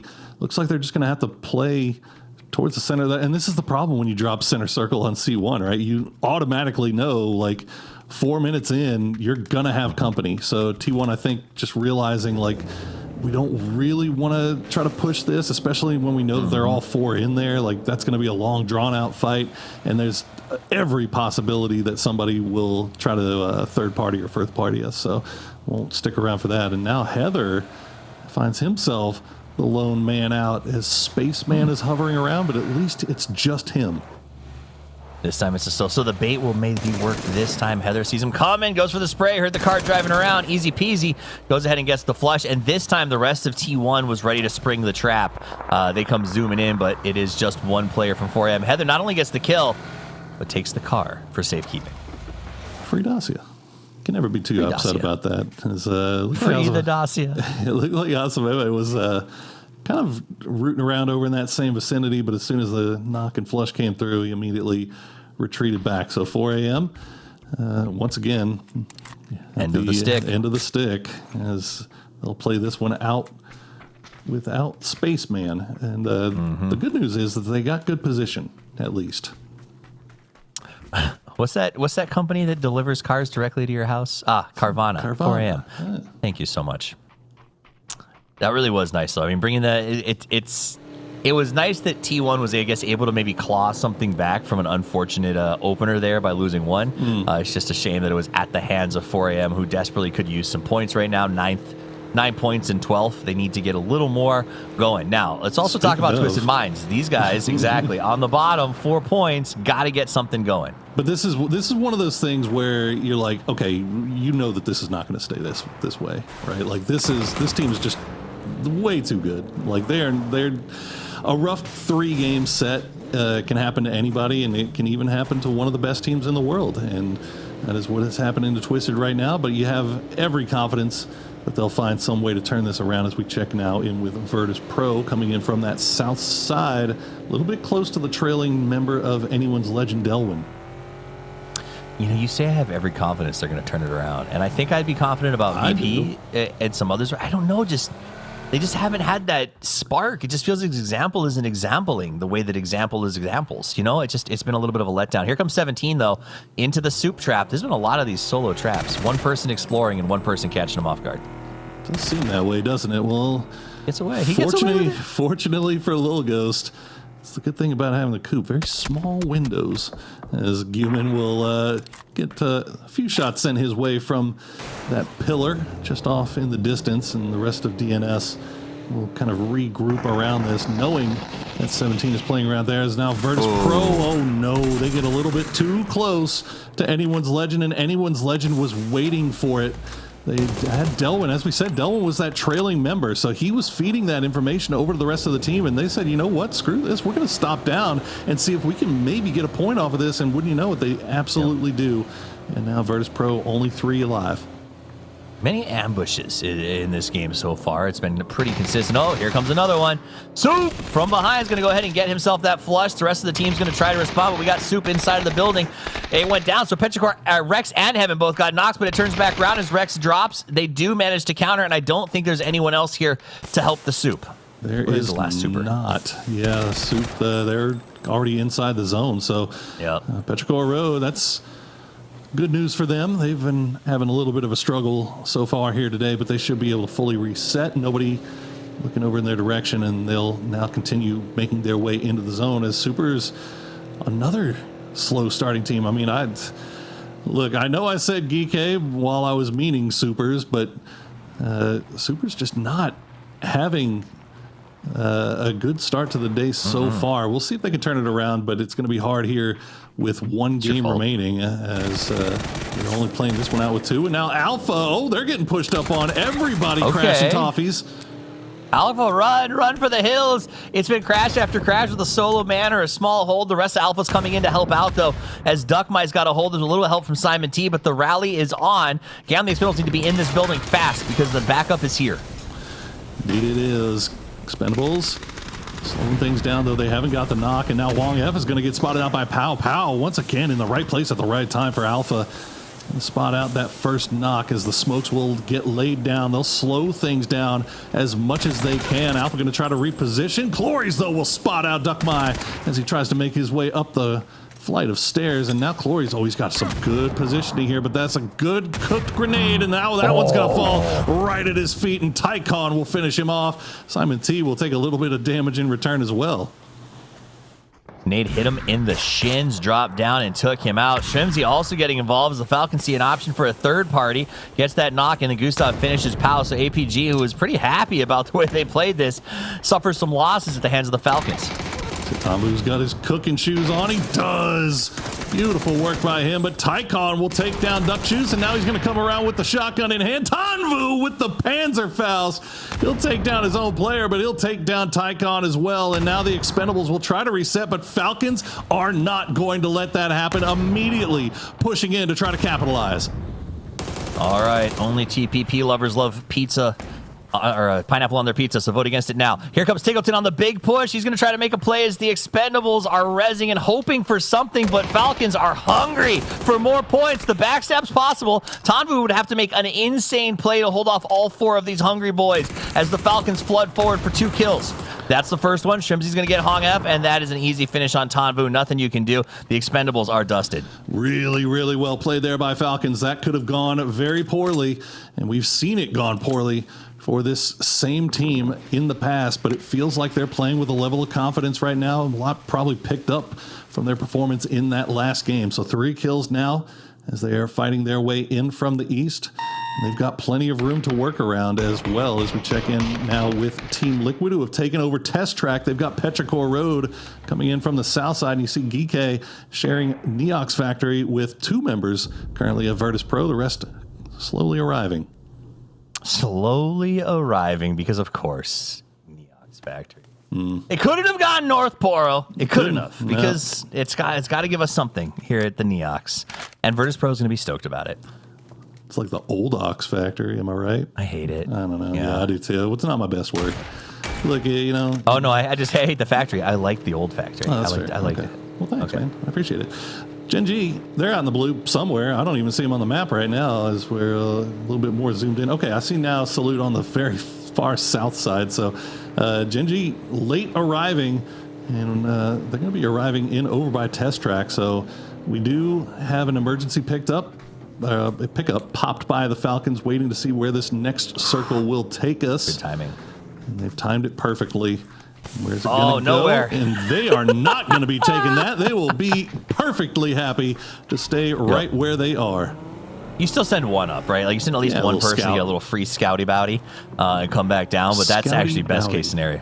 We doing that? that? You got to be about the scout. Okay. Hey, get up there for a little scouty bouty. Yeah.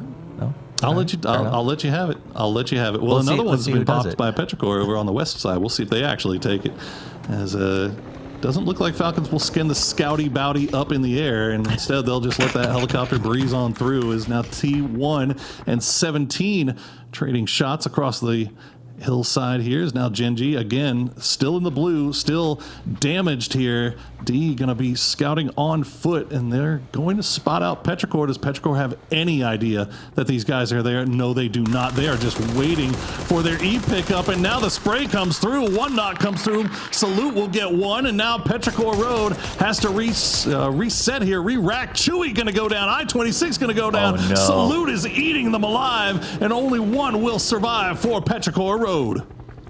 Salute playing like a boss as he jumps in the car and the chase is on. Soul says, oh man, you got all those knocks. I guess I'll go get the flushes, and takes the car over to do a little bit of extra work. They've got a big utility fill up they can do right here. Petrichor's been on rotation, so they should be able to grab a couple of items. Meanwhile, let's jump over to Geeke, who has entered the bottom floor of VP's territory. See what VP does. It looks like, not sure who's laid the smoke wall down to slow things down initially. But it seems to be working out okay for both parties right now as Geeke trying to figure out exactly where these VP guys are. Songjang looks like he's going to spot out one, gets taken down to about half HP, and now Nixie has that side angle. We'll get him down. Actually, it's going to be Example. So the third party help coming in from Twisted Minds here is now Virtus Pro. They're swarming onto Geeke. More damage down onto Akan. He's going to have to retreat. Yep, they did see that example knock, though, which gives them some good information VP needs and like their location and where the shots are coming from. EJ gets Beamy on the cross. He went for a very long flank around, and it does pay off here as he gets the knock. The question is, can he close the door on the knock? Kirexi coming out to provide a little bit of help as Lucarux is down on the base floor. They're trying to go around and get Akon out so they can get back into playing this. Nade pre-clear. Another. Here's a flash. Follow-up nade. I like this. Be methodical about it. And now you hear shots coming in. This is actually Twisted Minds, and Gen G has arrived as well as EJ. The side flanking working out great as Park Pro will take down Nixie. Kirexi will at least find Park Pro. He's going to find another one with the drop shot. One player left alive for Virtus Pro, and that is all they need as he will collect another couple of points for the Polar Bears. VP was staring at a win condition. Now they're staring at a recovery game as Gen G comes at full force. And EJ01 is still up. The wrecking ball, the flanker, the pain in the side that has been really detrimental and led to the fall off of VP. EJ flushes his own man because that's just how he rolls. Oh, hops in the vehicle to avoid a significant portion of that grenade damage there as EJ just dancing around. It's mutually assured destruction here in the end for GK and Virtus Pro. Meanwhile, Gen G did lose D in the process to Anyone's Legend, so Gen G was trying to third-party this, but they end up paying the price. Iron cost as EJ will push in, and I think he has an idea where Kirexi is. Kirexi just slowing things down.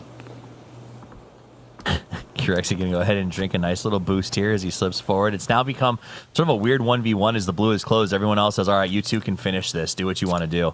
Elsewhere on the map, you got Team Liquid softening up 17. You saw that first mortar come in. The follow-up mortars are going to come as well. And now 17 is just hunkered down as they get assaulted by attack. And then even Type is here. He's just sniping them from the distance. Wembo going to go down, but now Team Liquid maybe focused a little bit too much on mortaring. They didn't realize that they had the duo of supers behind them. Here's Gen G now spotting out Petrichor Road. Oh, this is the replay. Got baited once again. Well, Team Liquid down to just Purdy Curdy and Cowboy as it is a straight 2v2 versus the remaining players of supers. And Shrimzy gonna third-party Cowboy. Shrimzy makes a nice little play there up onto the high ground. Purdy pushing forward. He's alive this time, the last man standing. But Thompong helping out a little bit by taking out Guman from the distance, and Purdy just trying to get forward to see if maybe he can help get his man back up, but the nade's super close. Curdy right there by Cowboy. If Cowboy can slide back, this is a res. You just refresh that both smoke. Reset. Yeah, so both are going to reset. Yeah, as you said, it's a third parties. Just cause a problem. You just can't have a fair fight anywhere, man. It's just impossible. As Deal gets the res and immediately will spot out Kurt. Cowboy will try to retreat, but Deal knows exactly where he is. Going to flashbang before making that push. Runs up on him, and there he is. But Cowboy will win that 1v1, and Guman will take him down in the end. But again, mutually assured destruction, the name of the game here on Rondo. I mean, I think that's the name of the game. It's in the game as in life, right? I tell my son there's no such thing as a fair fight. If you're going to start something, end it quickly. And I think teams are taking too long to follow that advice here. They're starting these fights, they're letting them languish a little bit, and they're getting third-partied over and over again. Now back to the 1v1 in the blue, as these two have committed to, like, this is just what we're doing here, is a good quality 1v1. It's last first aid for Kirexi, though. Not sure what EJ has left in the bag. He's going to get him at least low. He'll get the point. GK will collect 4. And EJ can put that feather in his cap before eventually succumbing here. He's going to look for more first aids and find himself lacking. As Falcons, once again, 4 strong, playing that eastern side. E-Arena hasn't left that compound yet. We'll see if Falcons has an idea of where they are. You see Shrimzy with that high ground. Maybe looking over in that direction is, looks like a few shots sent from E-Arena over in that towards Kickstart. T1 done got themselves a fort right in the middle. Very nice. They're going to be pretty happy about that as they already in second place. Look at points coming their way. Falcons got a mortar out for a little bit of soften up as they got to try to cross this water. It's not very deep, but the cross is still hard. E-Arena going to be hunkered down on the other side, but honestly, Falcons is in circle. They can play this carefully. This is another decent game for them where I think they come out with a lot of points. That last one, they sort of had to landmine and salvage a little bit. This time, I think they've got a real shot here. And having the ability to leave Shrimzy across the river, kind of have that little bit of high ground, feed information over to Tig, who's, well, Tigonometry once again But this time it's going to be Perfectix, sending him over towards 17, but they're landing just a little bit shy. We'll see what Twisted decides to do as they have to hop in the vehicles and start making their way into zone. All right, Twisted going to start to do a little bit of a scamper around as they did see anyone's legend closing on them. Twisted's probably going to have to bang into 17 right here. Perfectix opened the door with that mortar. Nice shot. Let's get... Oh, not the replay now. The crash is about to happen. Did it again. They keep doing it to us, Toffees. But, I mean, some nasty shooting there from Deal and the drop shot with the shotgun in hand. Yep. Not too shabby there from Supers. Here we go. Twisted. They led off with that mortar knock and immediately are arriving. But you see Guman still in there. These could be a third party. Batulins will get the flush on the Wembwa. Xiaowu very low, and Batu will find him as well. Guman going to get spotted out by Lu, so he's not even going to get a chance to be the snake in the grass. As now one left alive for 17. Twisted Minds methodically pushing through, and Tiantian will get run over by young Lu. I like that Lu, he was like, okay, you're going to spray this guy down, but I'm running you over, and takes him out. So now we've got Twisted Minds able to hunker down and grab their spot uncontested at the moment. Falcons pretty flexed out in their position. Opon. Oh, the mortar! The mortar! Irina is out. They're eliminated. Let's jump over to the Falcons real quick and hear what they had to say about that. We're in the same car. It needs to be neutral. Just the ridge on blue that you guys run earlier. I'm coming back. Just kind of by side. Yeah. The one that plays it. It's Myth on the south, yeah?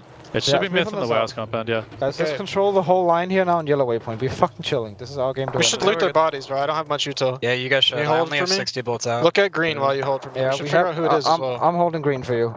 Yeah, it doesn't say. I don't know where he is. Is that bus popped, guys? Bus on orange. Hello? Guys, Matt? yeah. Got to tell you, man, their comms are sounding even better, much better than they were earlier on when we were hearing. I mean, it sounded a little bit more hectic, a little bit more nervous, but these just sound confident. Cool, calm, and collected stuff from Falcons right now. I agree, but I'm a little bit sad that they're not more gassed up about these trigonometry strikes. Like, it's all normal for them. So they're like, oh, business as usual. He's got 3 mortars. It's not the replay. No, this is just him doing more tubing. This guy plays with his tube better than anybody I've ever seen. Look at this. Lines up 3, one after another, sends them down range, and I expect all of them to get kills as they move in towards Twisted Mind's position. First one's a little off. Walks it in with the second. Perfectix says, surely there's not a third. But there is! And it's Gustav with the links is the third. Wow. I mean, that's just great positioning on the part of Falcons, just realizing, like, if you send the mortars in, if they're looking at the sky, they're going to have to move around and leave. So Gustav in a perfect position to really capitalize off of that by getting that knock. And looks like Perfectix is not going to be resible here as Twisted Minds put their full attention over towards Lil Ghost. You're cooked, bro. And he's got the jammer pack at least, keeping him alive for now. Wow. They know he's in there, right? Perfect grenade. Nicely done, Lou. Imagine all they see. You're like, you missed the molly. I got a blue zone backpack. Oh, this could be a problem. This could be a problem. Myth full pushing on the south side of this Falcon split. And they are coming in. Shrimsy's got the grenade prepped and ready to go, but it's going to fall a little bit short, a little bit long, actually. And now Myth knows that he's there. They're going to start sending grenades over. Baron will find the knock on a Shrimsy, and now the rest of the Falcons will have to try to get themselves to rally, but so much utility in the bag here for Myth as they find Kickstart. What a pro. What a great job. Falcons tried to defend the top of that hill, but it's not going to be. The push is on. Myth is aggressive. They're coming in fast. 2 knocks down. Gustav jumps in the car, tries to spin and get away, but Scappy has moved to a pole position right out of the gate.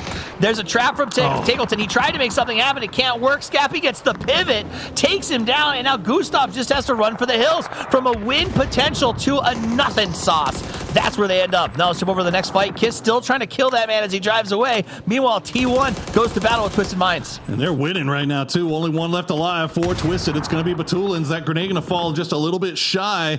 Batulins will at least be able to get the heal off. T1, Rainy and Type will at least secure those kills. But what a push there from Myth. A lot of utility left in the bag for them. Kind of made short work of Falcons, and it was just a matter of seconds. Falcons had that big, wide split going on that ridgeline. Everything was looking great until it wasn't, and Myth just taking full advantage. The secret to fighting Falcons is get under mortar range, and Myth has figured that out. They threw short. Trigonometry cannot work within that 60 meters, and it is just going to be dead. Beautiful push. They were so happy with all the things they were doing with mortars and sniping. I think they thought they had a really good position, and it was the perfect spot for Myth to crash them. Yeah, Myth has honestly been perfect spot, looking really good so far here today.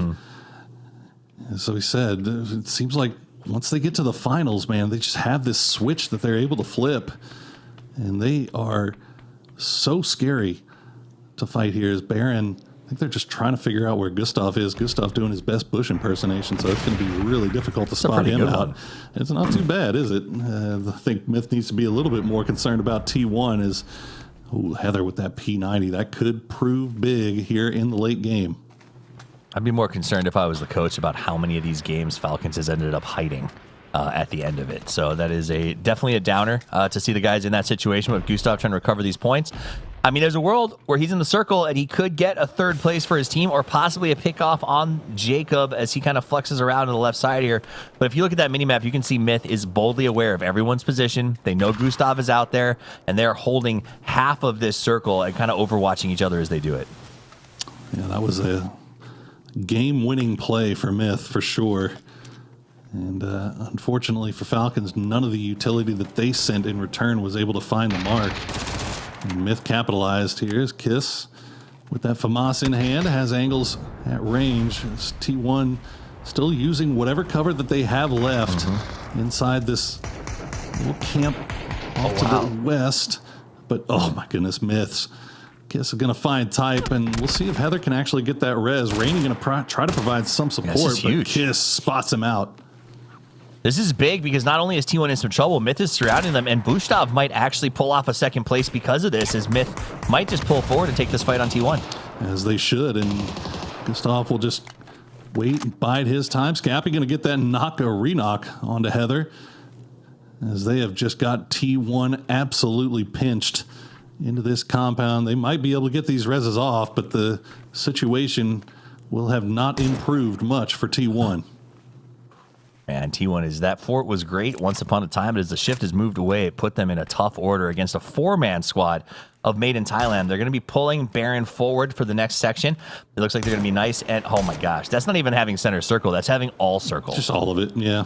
I mean, T1's got double P90s, but I don't know if that's even going to help them here. We'll see how much utility they have, how much smoke they have to get through. But I mean, Myth, it's not even all of Myth. It's Scappy and Kiss. The other boys from Myth are looking for Gustav right now.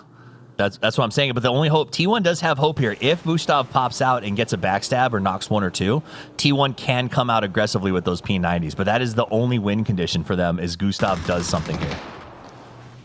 Oh, Type will spot out Jacob. Gets caught slipping. Well, T1 will use their opportunity to move forward in these smokes. A few more grenades left in the bag here for Myth. Scappy will send a couple over. Blue zone grenade to follow as well. T1 at least able to get this ridge line and get those P90s very, very close. They could cause problems, as now Kiss will get spotted out, but no, FAMAS will take down Type to start things off, and now Rainey's going to go down. Heather gets knocked low by Gustav. Gustav will finish him off and secure second place for Falcons. Can he get anything more as he's spotted out the rest of Myth? He spotted out Scappy. Long range shots coming through. 1v1. Myth will take the win. Dominant fashion here on Rondo.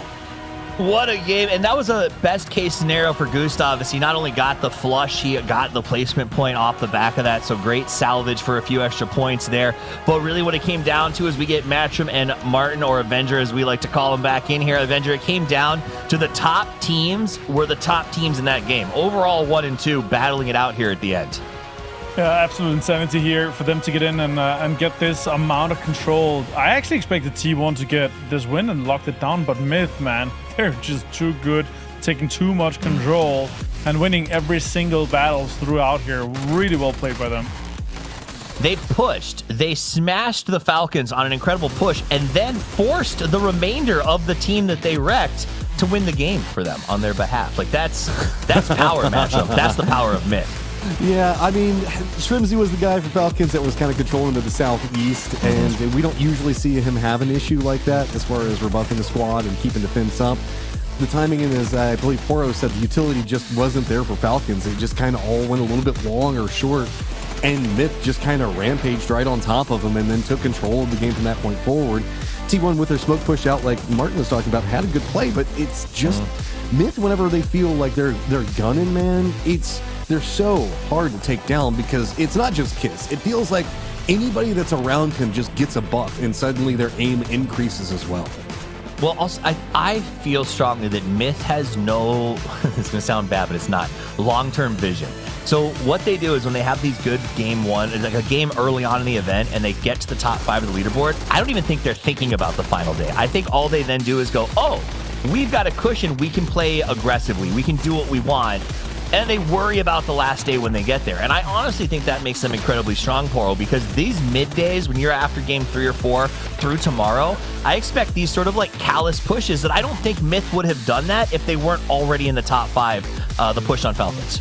I don't know, man. Myth, it feels like they've always kind of been that super aggressive team. They just, it feels like they're starting to figure out how to be patient with it here as well. But I mean, they were in a great compound and they had no reason to move, and they just kind of third-partied everything. It was just, it feels like that team, whenever a call is made, there's no second guessing it, right? They are immediately in there, and they are sending everybody. They are fully committed to it, and I mean, that's what you saw against Falcons. It was just really, really well played. To follow in with what you're talking about there, I just want to jump in. For me, it feels like a little bit of both. You know, like a lot of teams talk about like each game is its own thing and like mentally resetting, and you know, we don't really care about what our opponents are doing or who our opponents are. I think that Myth actually epitomizes that the most right now. They seem to mentally rebound from whatever bad happens to them because they're just like, oh, small misplay, we'll figure it out next time. And they don't care who they need to fight. They just know where the game-winning play is, and they're going to go for it. Yeah, I like that. They don't get caught up in one small myth play. They stick to their guns, and I respect that. Jacob, the IGL, 39 damage and 0 kills, but it didn't matter. He was making the call when he needed to. And Kiss, Scappy in particular, has been stepping up and making moves for this team, so Myth feeling very, very good right now and looking good. This is a team that won 2 PGSs this year, Martin. They should be looking good. Yeah, and look at that. Scappy looking good as he's getting the man of the match. 5 kills, 700 damage. And also one of the big winners of that push for Falcons there. A little bit rough for them to lose that on. But Myth is back to firing on all cylinders. They've had some games where they had to be really smart about their rotations, and also winning all their combat fights there has been great. With 4 games played here, are they going to win the whole thing? They're going to have to keep the steam going on the machine, that's for sure. Going to be a tough one to keep rolling, but 20 points definitely helps. Falcons, they don't win this one, but they get 14 points, and that's not too shabby. Twisted Minds, a team that we talked about, Poro, got to step it up. They do. They walk away with 11. Yeah, no, that was a big game for them. Kind of riding the ship, and even though there's only 1 game remaining, like if they can kind of take the momentum off of that good performance from that last game and turn it into something here in game 5, then all will be forgiven, essentially, with 10 games still remaining to play, as Myth will take that top spot. Ooh. But this is the problem with Myth, though, sometimes, is that they will have a blowout burn up of a day, and then they'll follow it up with just an absolute nothing burger. So like they'll have a blowout burn up of a day followed by a blowout burn up of a day. Yeah, exactly. There are 3 days in this final, so maybe you'll be okay. Yep. That's true. That is very, very true. That's it. 43 points in the lead, 39 down from there. The problem is there's a kind of a big drop-off between 9 and 10 where it seems like we're starting to see a split out. The good teams and everyone else on the chase, but it is still deeply competitive. Pretty exciting matches so far. We're 4 games in. Even that last one, which was a little bit slower, was still really interesting, great mechanical skill, and some really fun strategy outside of what we normally see from these players. So it has been very, very exciting, and it's going to keep going that way because we have 1 more game to play. I know. Emotionally, I'm exhausted because these games have been so intense. I'm like, surely we're done by now, but we are not. We're going to take a very short break, and when we come back, the final match of the day on the grassy pastures will get underway. But in the meantime, let's check in with Kickstart from the Falcons. Hello, everyone. We have Kickstart with us here. Let's say hello to the audience. Hello. Hello. Yeah. How do you feel right now? Because you got 6 kills in Tego, right? How will you evaluate your performance, your mindset, your form right now? I feel pretty confident as an individual right now. I feel like I've been pretty good getting getting in pretty good positionings and shooting pretty well. So I feel confident as an individual right now. But obviously, it might not look like it, but we just threw a little bit. So still upset kind of as a team. All right, let's talk about the Mortal play, because you guys have Mortal, like 3 players from EA Arena in this game, and your Mortal has always become the focal point in a game. So I'm just a little bit curious about what's your reaction that if you get like bombed from Mortal, what's your reaction like? For us, it's pretty upsetting because everyone is actually using their earbuds now at this event to line up their mortars. And it's, in our eyes, like as our team, it is like 100% cheating in my opinion, and our entire team's opinion. Tig has just been the best mortar player with how he measures it up. Like he does it in his head and he uses math and like trig. And now every single player in the lobby is like the same skill as Tig now, which is completely unfair because they're just using their earbuds and like lining it like using a measuring tape. So when we die, it is very annoying because we know that like they're not using like their brains. They're just using. They're not calculating. They're not calculating. They're not like, using their brain. They're just cheating. So that's our opinion on it. So when we get mortared, we are very annoyed right now and upset. But if you die to Tig's mortar, just know that you got outbrained and you got outskilled, and we don't use that. Oh, good point.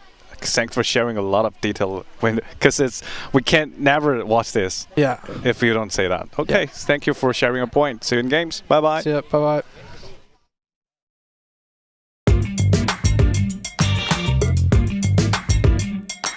Hello everyone, welcome to the interview. We have HSMM and Wayne with us here. Let's say hello to the audience. Hello. Hello. Hello. Last time, because 4M's journey ended in a survival stage, but this time it's a new week, PGS9's survival stage. First, we'll talk about PGS8. If you could go back and give your PGS8 self one piece of advice, what would it be? 回到 PGS8 败者组的话，给自己的建议就是，敢打一点吧，然后多交流，然后有什么想法就说。This week's survival stage, because you're facing the survival stage again, what feels different compared to last time?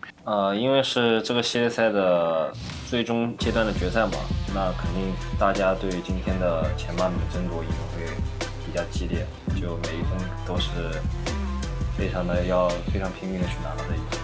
Who's a player outside of 4M that you have a lot of respect for? 就不会就是看到他说是特别尊重或者啥，就是感觉，就是那种朋友或者是那种之类的关系，就比较平等吧，怎么说？ What does a successful tournament look like for 4M this time? 一个顺利的赛程，其实对我们而言就是，比如说你赛前复盘的一些，比如说别的战队的一些小套路啊，或者是踩位站位。Thanks for sharing, and thank you both for joining us. We shall have good luck in today's game. See you in games. Bye bye.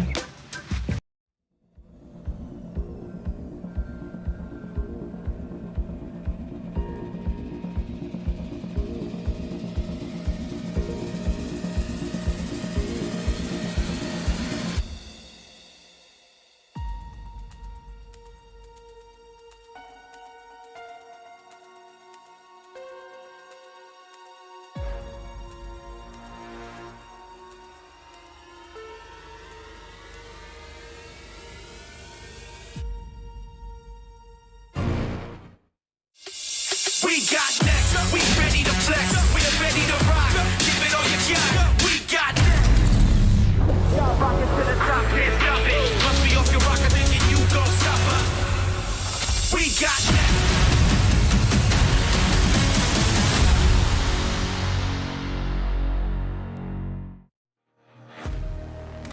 Welcome back. It's time for the final match of day 1 of a 3-day grand final here from Shanghai, China for PGS9.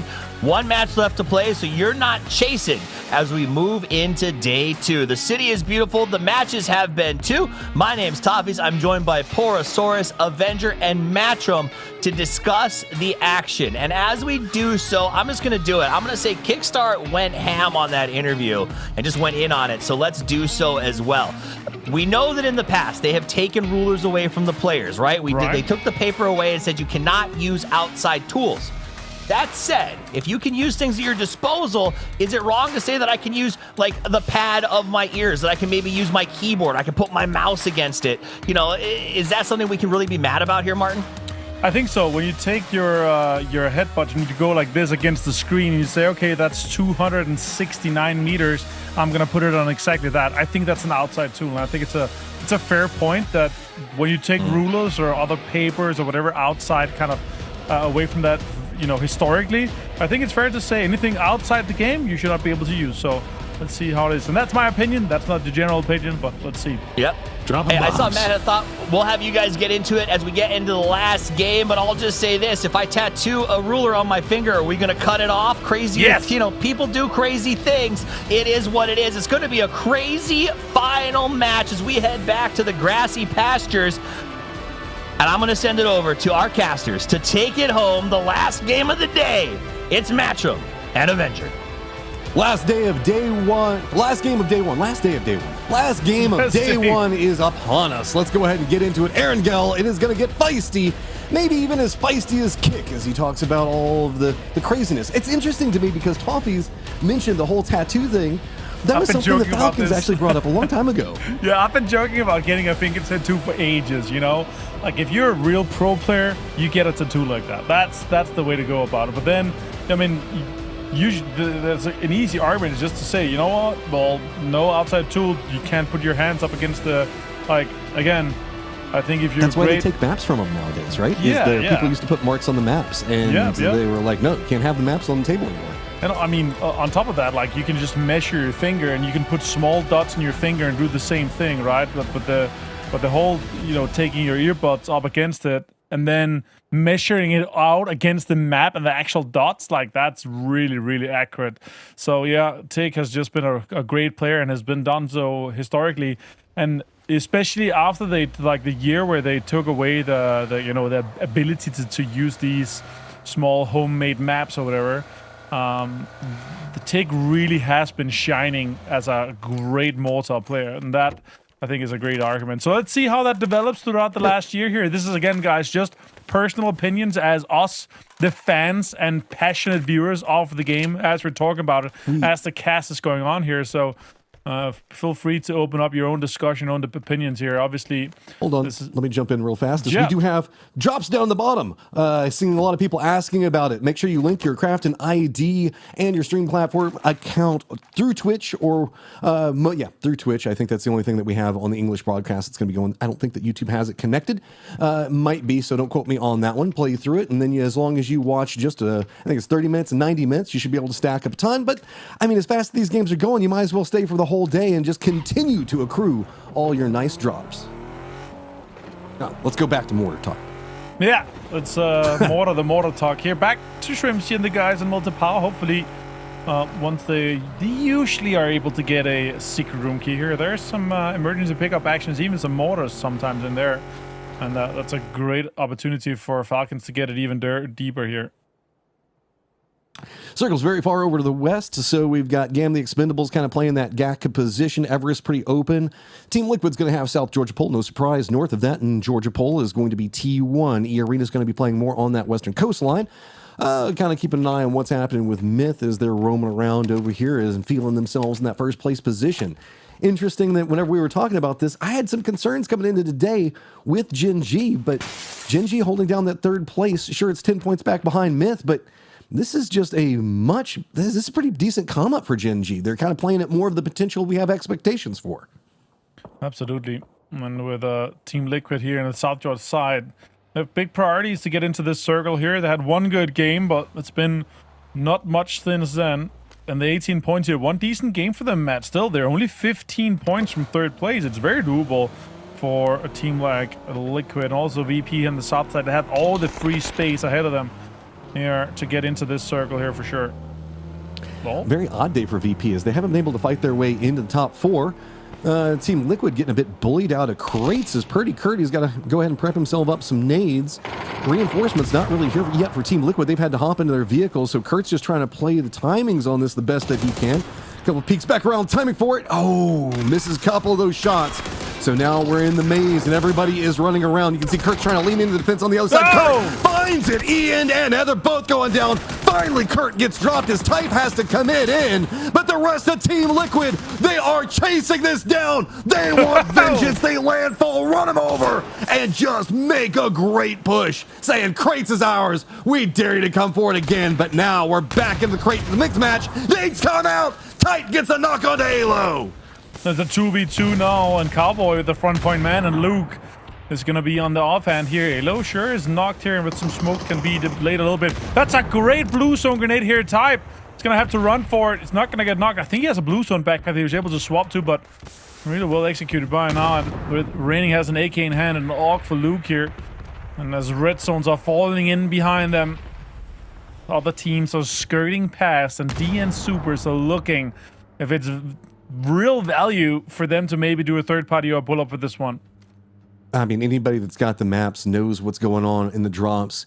How much do we really want to see Super stop off for? They are going to start keeping an eye on it, see if they can supervise. That's going to be bad for Team Liquid. Yep. The southern area was where they were trying to get defense away from T1, so Koreans coming out, trying to get some damage onto Team Liquid everywhere right now. It's kind of forced Luke to reposition. That was a great holdback that he had on to Raining, but Type looks like it's just going to continue the commitment. This is squad in second place, and remember, there's still 2 more days of play. This is, I feel like, trying to set the pace for the next 2 days of Erangel. Yeah, absolutely. It could be mayhem here, and for this one, T1 and Team Liquid did hope for a quick finish for this one, but it's becoming mutual destruction as these two teams actually had really good priority to get into the center of the circle to get some of the high priority compounds, and now they're forced to kind of wait until the other teams make a move. Sure, with the grenades and everything that's being offered here, but everything is just being destroyed from DNS. They're taking tires away, and now T1 is delaying this even further. The only benefit for it is that Gamma Expendables have moved a bit more north, and I think that Supers keeps kind of glancing at them. Arena's gotten pretty close to Gamma Expendables. You're playing just to the southwest of Everest. So, if anything, it's kind of created a little bit more of a slowdown. Supers can't supervise too much of what's happening over here. That's opened up a bit more of the south end movement. You can see DL's positioning not really the best for this new Team Liquid approach. So instead, start getting a couple of smokes out, burn some utility. This is a very important firefight for Team Liquid, not just to maintain a decent spot on the leaderboard and chance to climb, but also they don't want to have to be dealing with T1 coming after them and Erangel over and over and over again.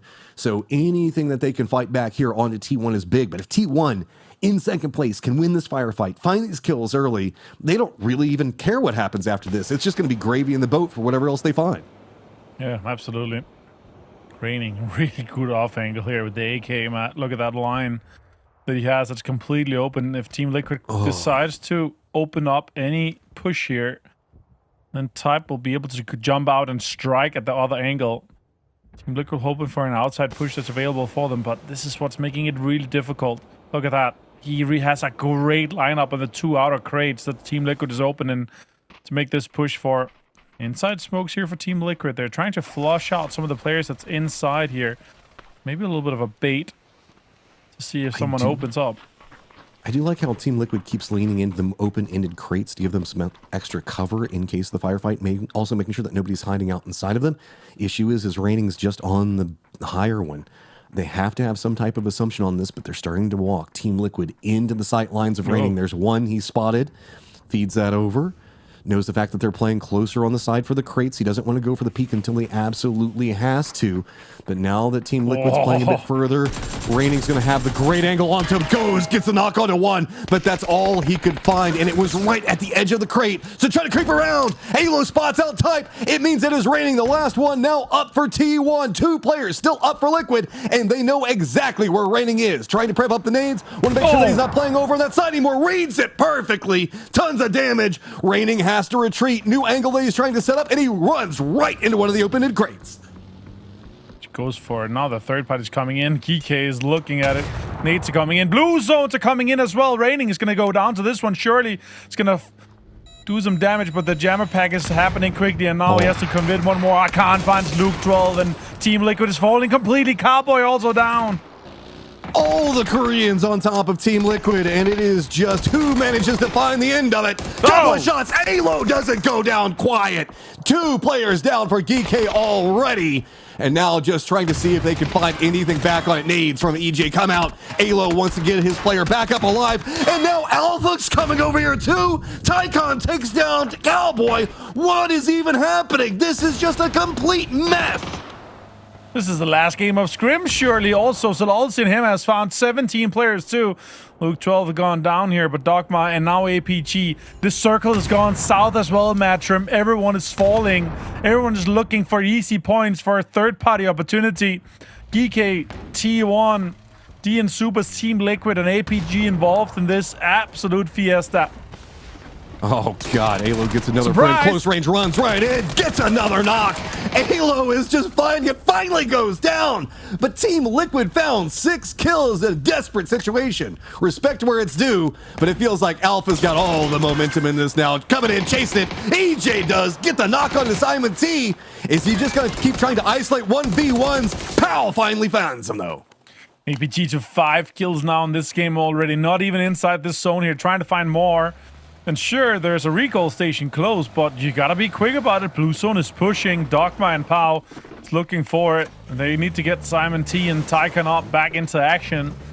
And surely the recall station that's on top of the hill here in between South George and Crates are gonna be camped here, Matrim. With Sungjang, DN Supers, and T1 here. Okay, this is going to be really hard to detangle. Alpha can just kind of cut up to the northeast, kind of wrap back around Everest if they want. T1, GK, Supers, you're all kind of trapped over here, and even Batulin's dancing around. I believe that one of the players for the Supers, and Human was up on top of Everest, trying to get some idea on what was going on down to the south. The circle itself has been quiet.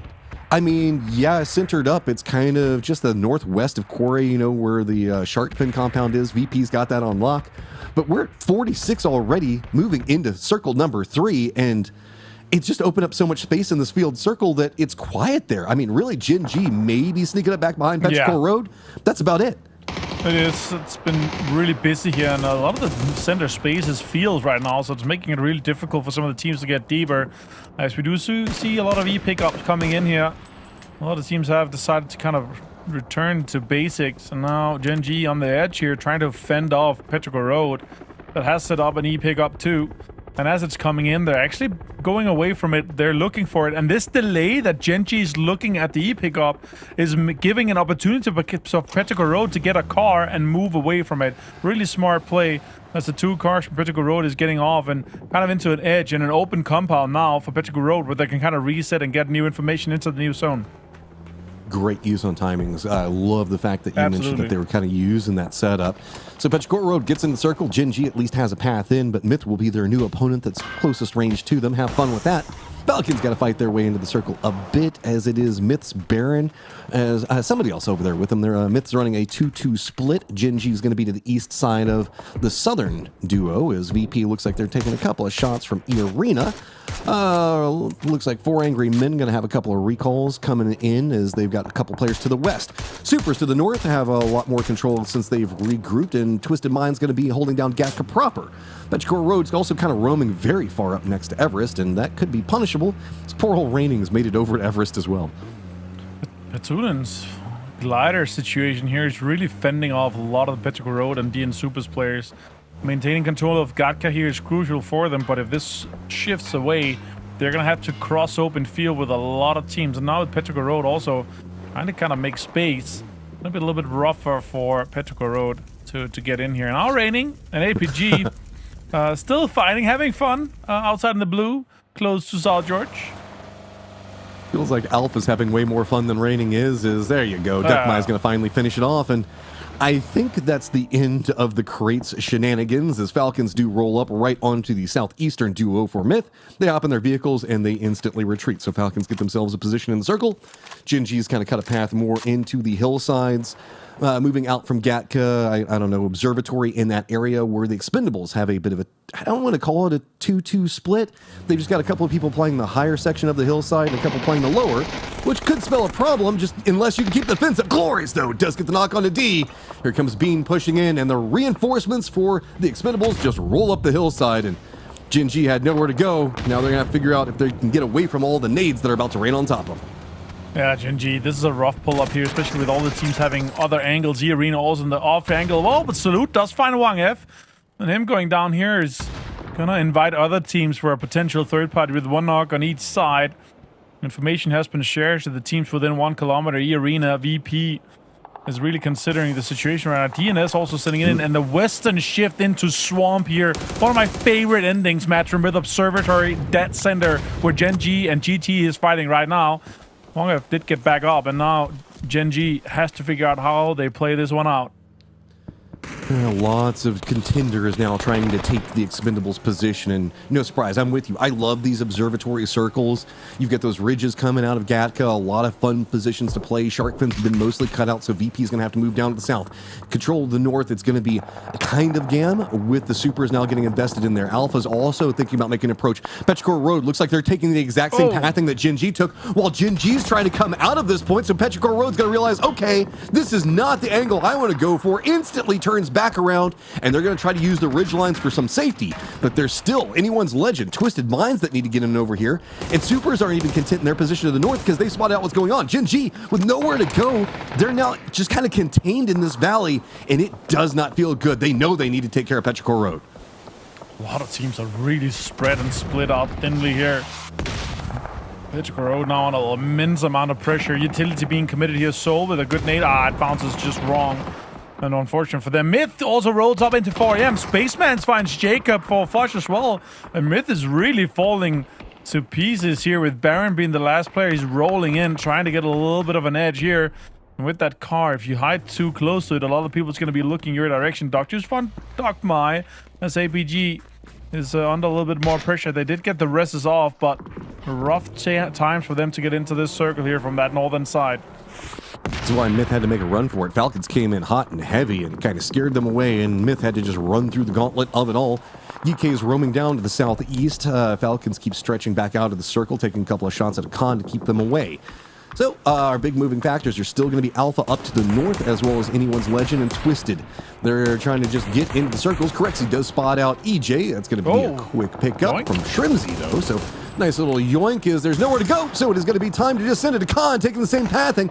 Rolls right by Baron, bounces off the cars, runs right into Gen G. This lower section does not feel good, as this is just damage control for everybody that's coming in late or damaged into the circle. Gen G's really set up some low ground landmines here. Now Anyone's just pulling up into this position. Hamas has gone down. Kickstart is looking for the flush, does get it. Falcons up to 4 now, pushes them into 3rd place. And with that, and T1 is down. 2nd and 1st is within reach. Myth is down to just 1 player.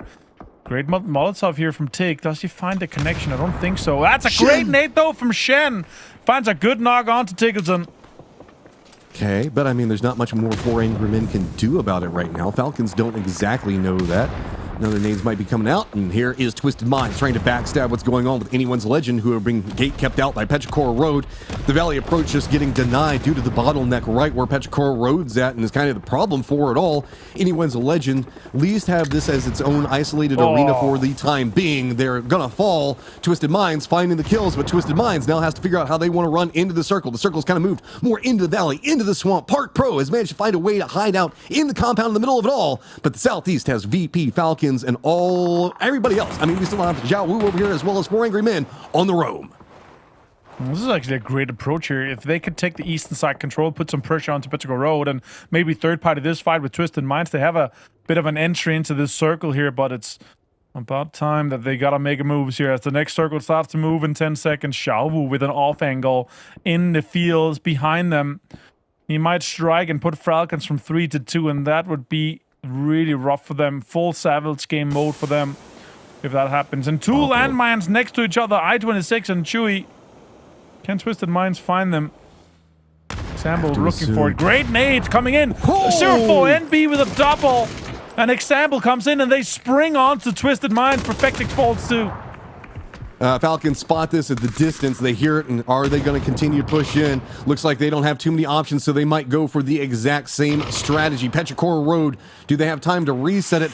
Couple of players still in solos back behind it all. Batulin's watching it. Tanvu's just raining down the mortars. Petrichor Road doesn't have time to reset. Falcons on top of them, and this is the perfect time to pounce. What a great game here. Fighting edge in the game where they have almost nothing to play. Almost 5 kills here. More utilities being thrown. Great nade as well from Kickstart. Tenwu gets the flush, but Kickstart gets the last kill on Petrichor Road. They're down to absolute nothing here, and we lose 2 teams quickly. 17 gaming gets found as well as Shen finds Xiaowu. Batulin's out in the blue. Batulin's just having to watch Falcons get what he wanted a moment ago. So many teams are just playing over to the east. The way that these circles have shifted to try to buy some space to get away from whatever's going on in the center. VP, they're just having to run the gauntlet through the center, taking a ton of damage. One player already down, instantly retreats down the hillside, just trying to deny out sight lines. Nade starting to roll out. And that one looks like it could be right on target. Is Beam expecting? Oh, the air burst pops too early, so VP still alive. 2 players left there. That scent cost them half the team. Full salvage mode for them now. They decided to not push the south side off the swamp as E-Arena was holding on with that with an iron grip. Kickstart finds Shen. Great opening for Falcons here in the eastern side. Genji has set up shop on the lower ground. Now 4AM has to get off, and Falcons spots this with all the cars. They see it immediately. Lots of damage done here. Shrimsy finds Salute, and now more flushes are coming in. Spaceman actually gets the flush with a nade. Okay, Falcons have to chase the circle yet again. Soul's got eyes onto Beamy and Corexy both, but Genji is just doing damage control down the south. Poor Batulins finally falls to the blue zone. Spaceman still under focus from Falcons and wanting to make sure that they can control as many of these angles as they can. He is going to go down to Opons. So now, Nurins for E-Arena has a foothold in the circle. The rest of E-Arena has to regroup down to the south. Falcons have to push in from the east. Gen.G is just constantly getting pushed back time and time again over here, as it is going to be another assault onto the Expendables in the high ground position. Yeah, this is rough for DN Supers here. They're hoping to take this ridge easily, but now with Expendables out here, they're defending. Cloris is having 2024 prime status back and re-enjoyed there, and they get a whole 4 back up. Tenwu is up in, and now Falcons see an opportunity to push this ridge. Lots of holes to play here for Expendables and a lot of shields that's already being deployed. Ooh, the throwables are red. Some damage comes out, but again, back to the observatory, back to safety, back to home. If Falcons push over here, and it's going to be the Supers, could be an own issue. Gustav does spot out Duck Juice, gets the knock on him, continuing the rampage, now up to second place. Falcons just 1 point back behind Myth, and targets galore in front of them. Gen.G has opted to go more southern, and they're still keeping an eye on what's going on with poor old Beamy over here. He's got a nade prepped, waiting, listening for the footsteps. The moment Gen.G starts to make the move into the circle, it feels like this nade is just waiting for them. Yeah, that smoke is suspicious. It's not spreading out as usually that is, but it's in the hole. And Bean, only 2 stun grenades. He cannot lob a nade in there. So Gen.G, Bean here with 3 kills, but they have a ridge to play. Maybe they could get more placement points. E-Arena now activating on the southern side, jumping out of the swamp. Park Pro also left alone inside the center compound. And APG on the northwest waiting to strike for a third-party opportunity. E-Arena to the south, Alpha to the northwest. Then we've got the Expendables, Supers, Falcons all around Observatory. Gen.G still just kind of creeping up this ridge time and time again. Nade still in the hand, and it is just full on. I can't call it trigger discipline whenever you've got a nade. I guess pin discipline is the way to look at it, as he is just waiting for the right moment. Falcons clustered together right on the edge of the zone. Feels like they know Supers are there, but it's just a game of chicken between everybody, as Falcons still have to just try to find some way to take a couple more steps to get in the zone. I actually have no step inside this zone here, just a little bit of smoke. So now utilities being deployed. This next circle is inevitable here. Utilities being deployed. A lot of nades are coming in from DN Supers here. Heaven is completely blind, and one more nade here for Deal could do it. Lots of pressure onto Falcons. Kickstart finds a nade as well, Matt. It's so hard to cook on this reg line. You have to know exact timings and drop it right into their pocket. Falcons do manage to get it. DL's got a hold, but he doesn't like the angle anymore. He's got to retreat. The new circle's popped. It's abandoned this position. He's just playing for his own life right now as Falcons continue to swarm around this ridge line. They don't want to overpeak. They don't want to give him the double up capabilities, and instead that's going to put him in more vulnerable spots. Gustav goes down. DL does manage to get the peek onto him. Kickstart knows where he's at, but doesn't want to peek around the side because he doesn't know what's going on inside of swamps. He just knows that DL has managed to survive, and it is perfect timing as DL repositions yet again. The Expendables prepped. Looks like they're just trying to cut off any movement, and he times it. Perfect. Gets the knock on the Clories, and he's just stealing points right now. He doesn't care what it is, what team it is. Deal fights anyone and everyone at the same time here. Trying to get into this circle. Sees APGs pushing onto this little house here. Falcons got the res off. And with this 3-man push here, they could make something happen. Maybe we can have a quick listen into Falcons comms and see their approach in this circle. If anybody has any nades. I have no lethal. Yeah, I have one molly. Move. Okay. He's on balcony. My molly might have... It looks good. Trimsy? He's dead. Trimsy has a smoke and flashes. You guys need to use the smoke on yellow. And T's going to try peek into you. Can one of you play late with Jammer? One knock. We should just smoke it and run it down. Two standing. I have a Lynx. I have one Lynx bullet. Go. I'm gonna smoke out door, okay? Let's smoke out door. It doesn't even matter, guys. Just look right. You can just walk. It is so free. Yeah. That's a great opportunity for them here, Matt, as they have a northern push here towards the zone and a really good ridge to play. And Gen G actually managed to get a little bit of inside the zone as VP did get destroyed, but E-Arena springing out from the swamp has a lot of space to control here as APG is maintaining control in the west. Gen G is out in 6th place. They get 2 placement points for their efforts, and APG is trying to figure out, is there a player inside this house here? PubgeSports in there with a shotgun. Oh, he is waiting. DK just buying points right now. See how many more he can get. Opons puts in a little bit of work, and Gustav's going to join him. So the Expendables, who's been making life absolutely miserable for everybody over here, suddenly has a convergence. Falcons to the north, E-Arena down to the south.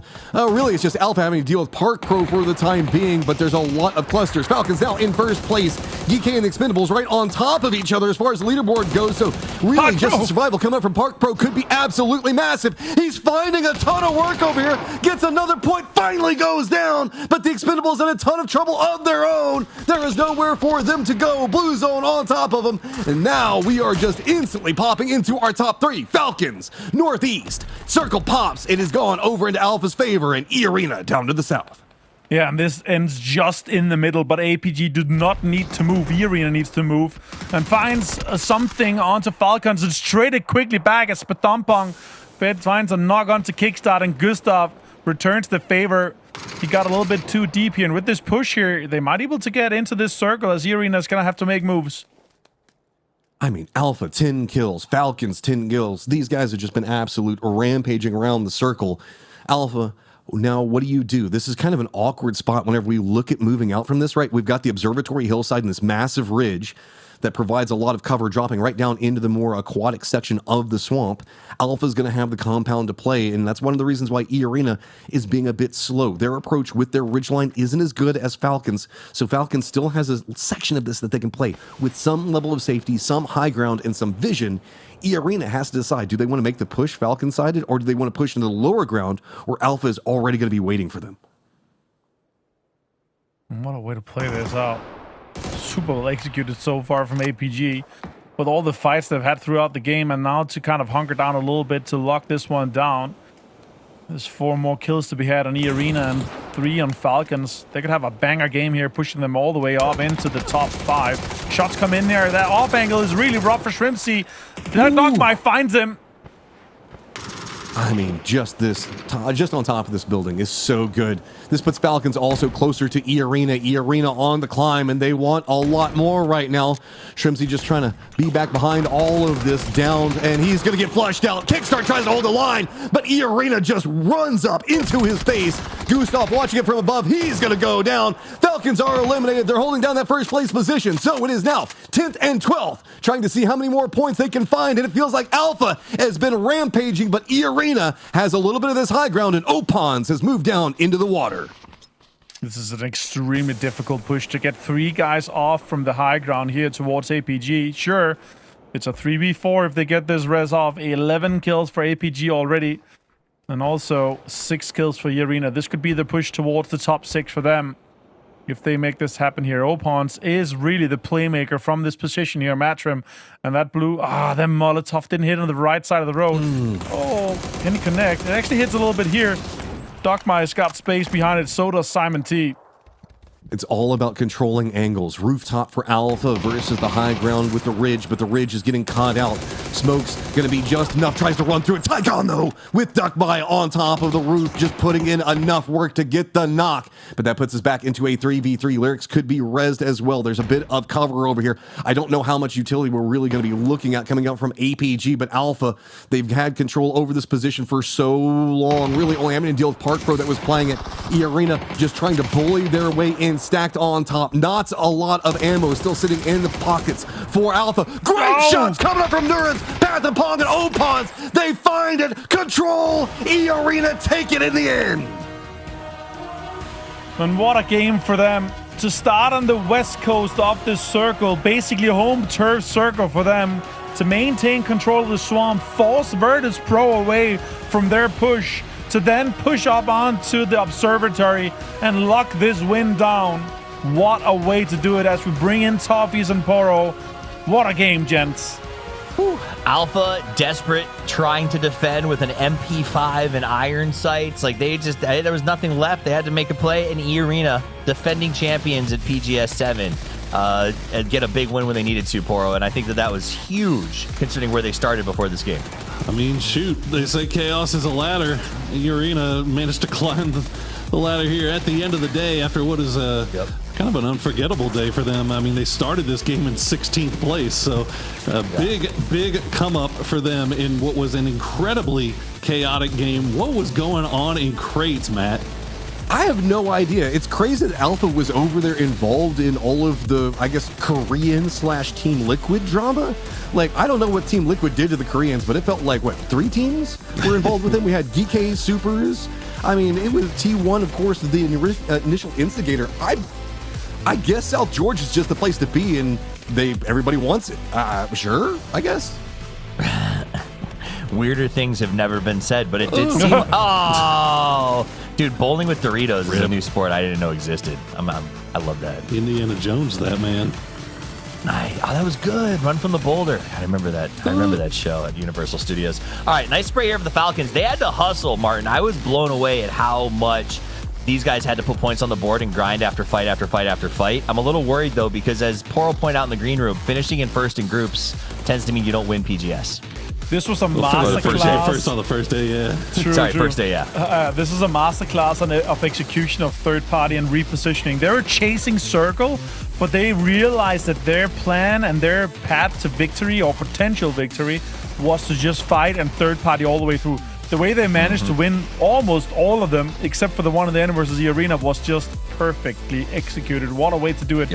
Both on Twisted Minds, Petrico Road, that third party was absolutely amazing. But E-Arena, in the end, took it home.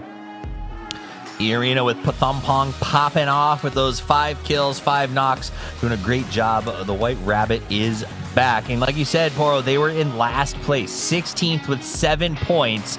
And look at me now. And I think that speaks volumes. At the start of today, we were like, hey, it's still open. If you can have one big game today, you can climb out of the doldrums.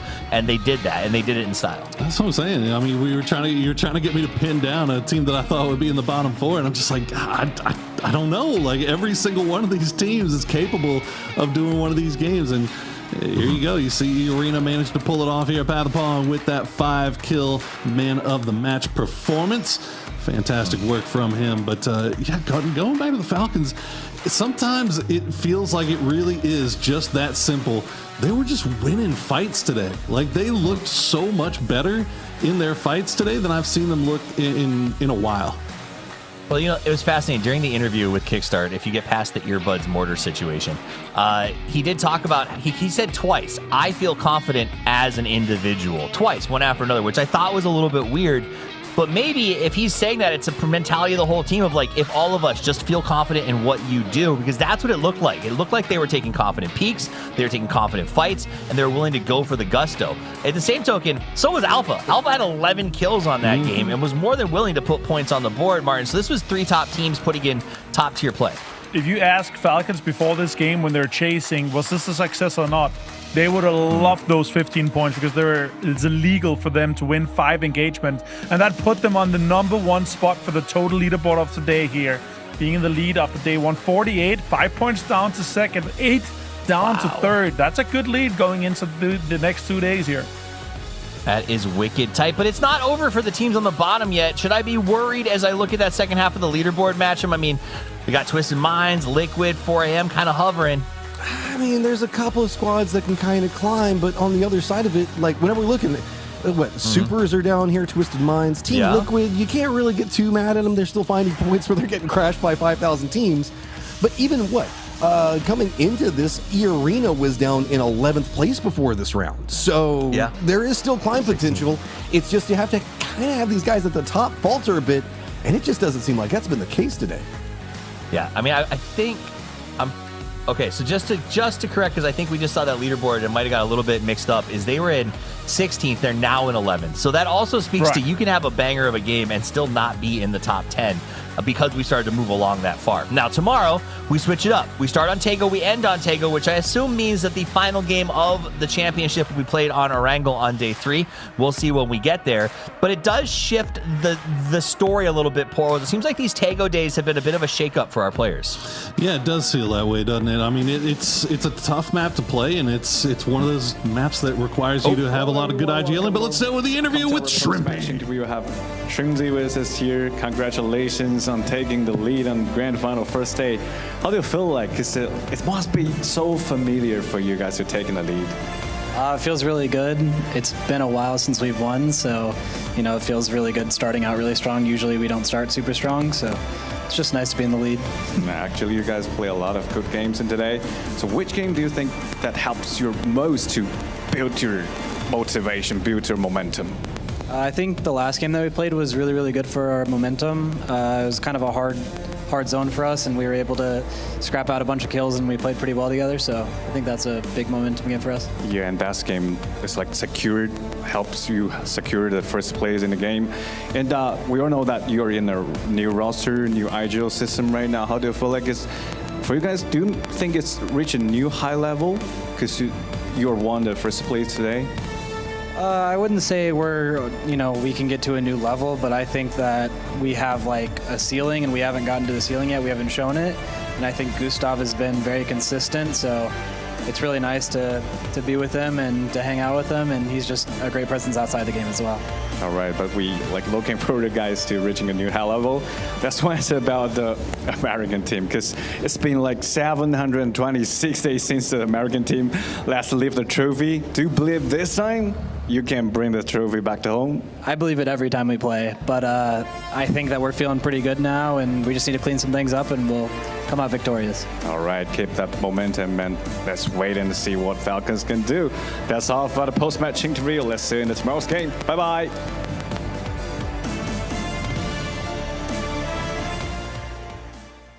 I don't care for the stat line that someone handed Yinxie. Boy, they love that, don't they? They love that number. But it's, they're not wrong. There's 3 Americas teams here, our 3 Americas guys. And so that did hurt us a little bit, Martin.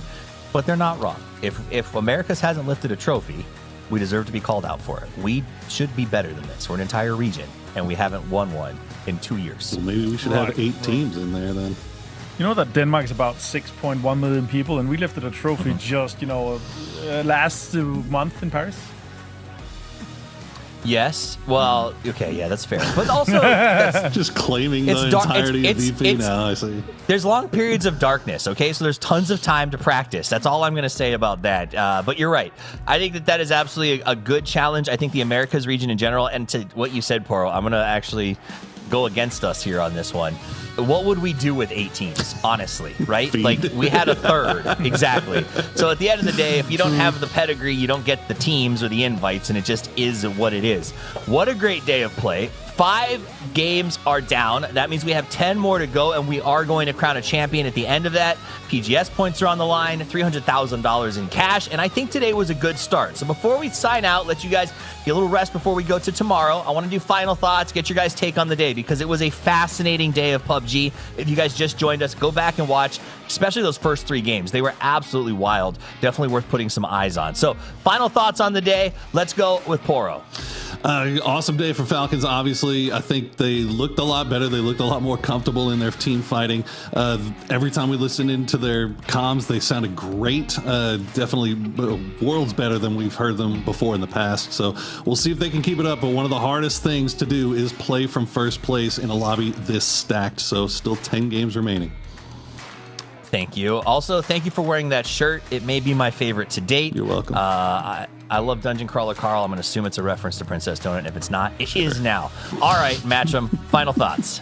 Oh, God. Made in Thailand, welcome back. We were missing you. T1, where have you been? Why are you suddenly good again? And please stop doing crates shenanigans, because they were running this table beforehand. And then I guess they just kind of decided that they wanted something to with South George, and all kind of came apart. So we'll have to see how that kind of moves out and moves forward from this. But I mean, you got to give it. T1 Gen G are just on a come up, and I hope they can keep consistent, because we often see Korea falter day 2. Love using shenanigans. I hope that they step in, because Korea has been dominant. We'll see if day 2 is good for them. Martin, final thoughts? Yeah, I love the creative action from the beginning of the day, and I think that's more of a coherent decision for a lot of teams. When you see a team that's currently second place seeing, okay, that's a third-party opportunity, we got to stop these teams running away with it from the get-go. And if you do that on day 1, that means that nobody is across that 50-point mark.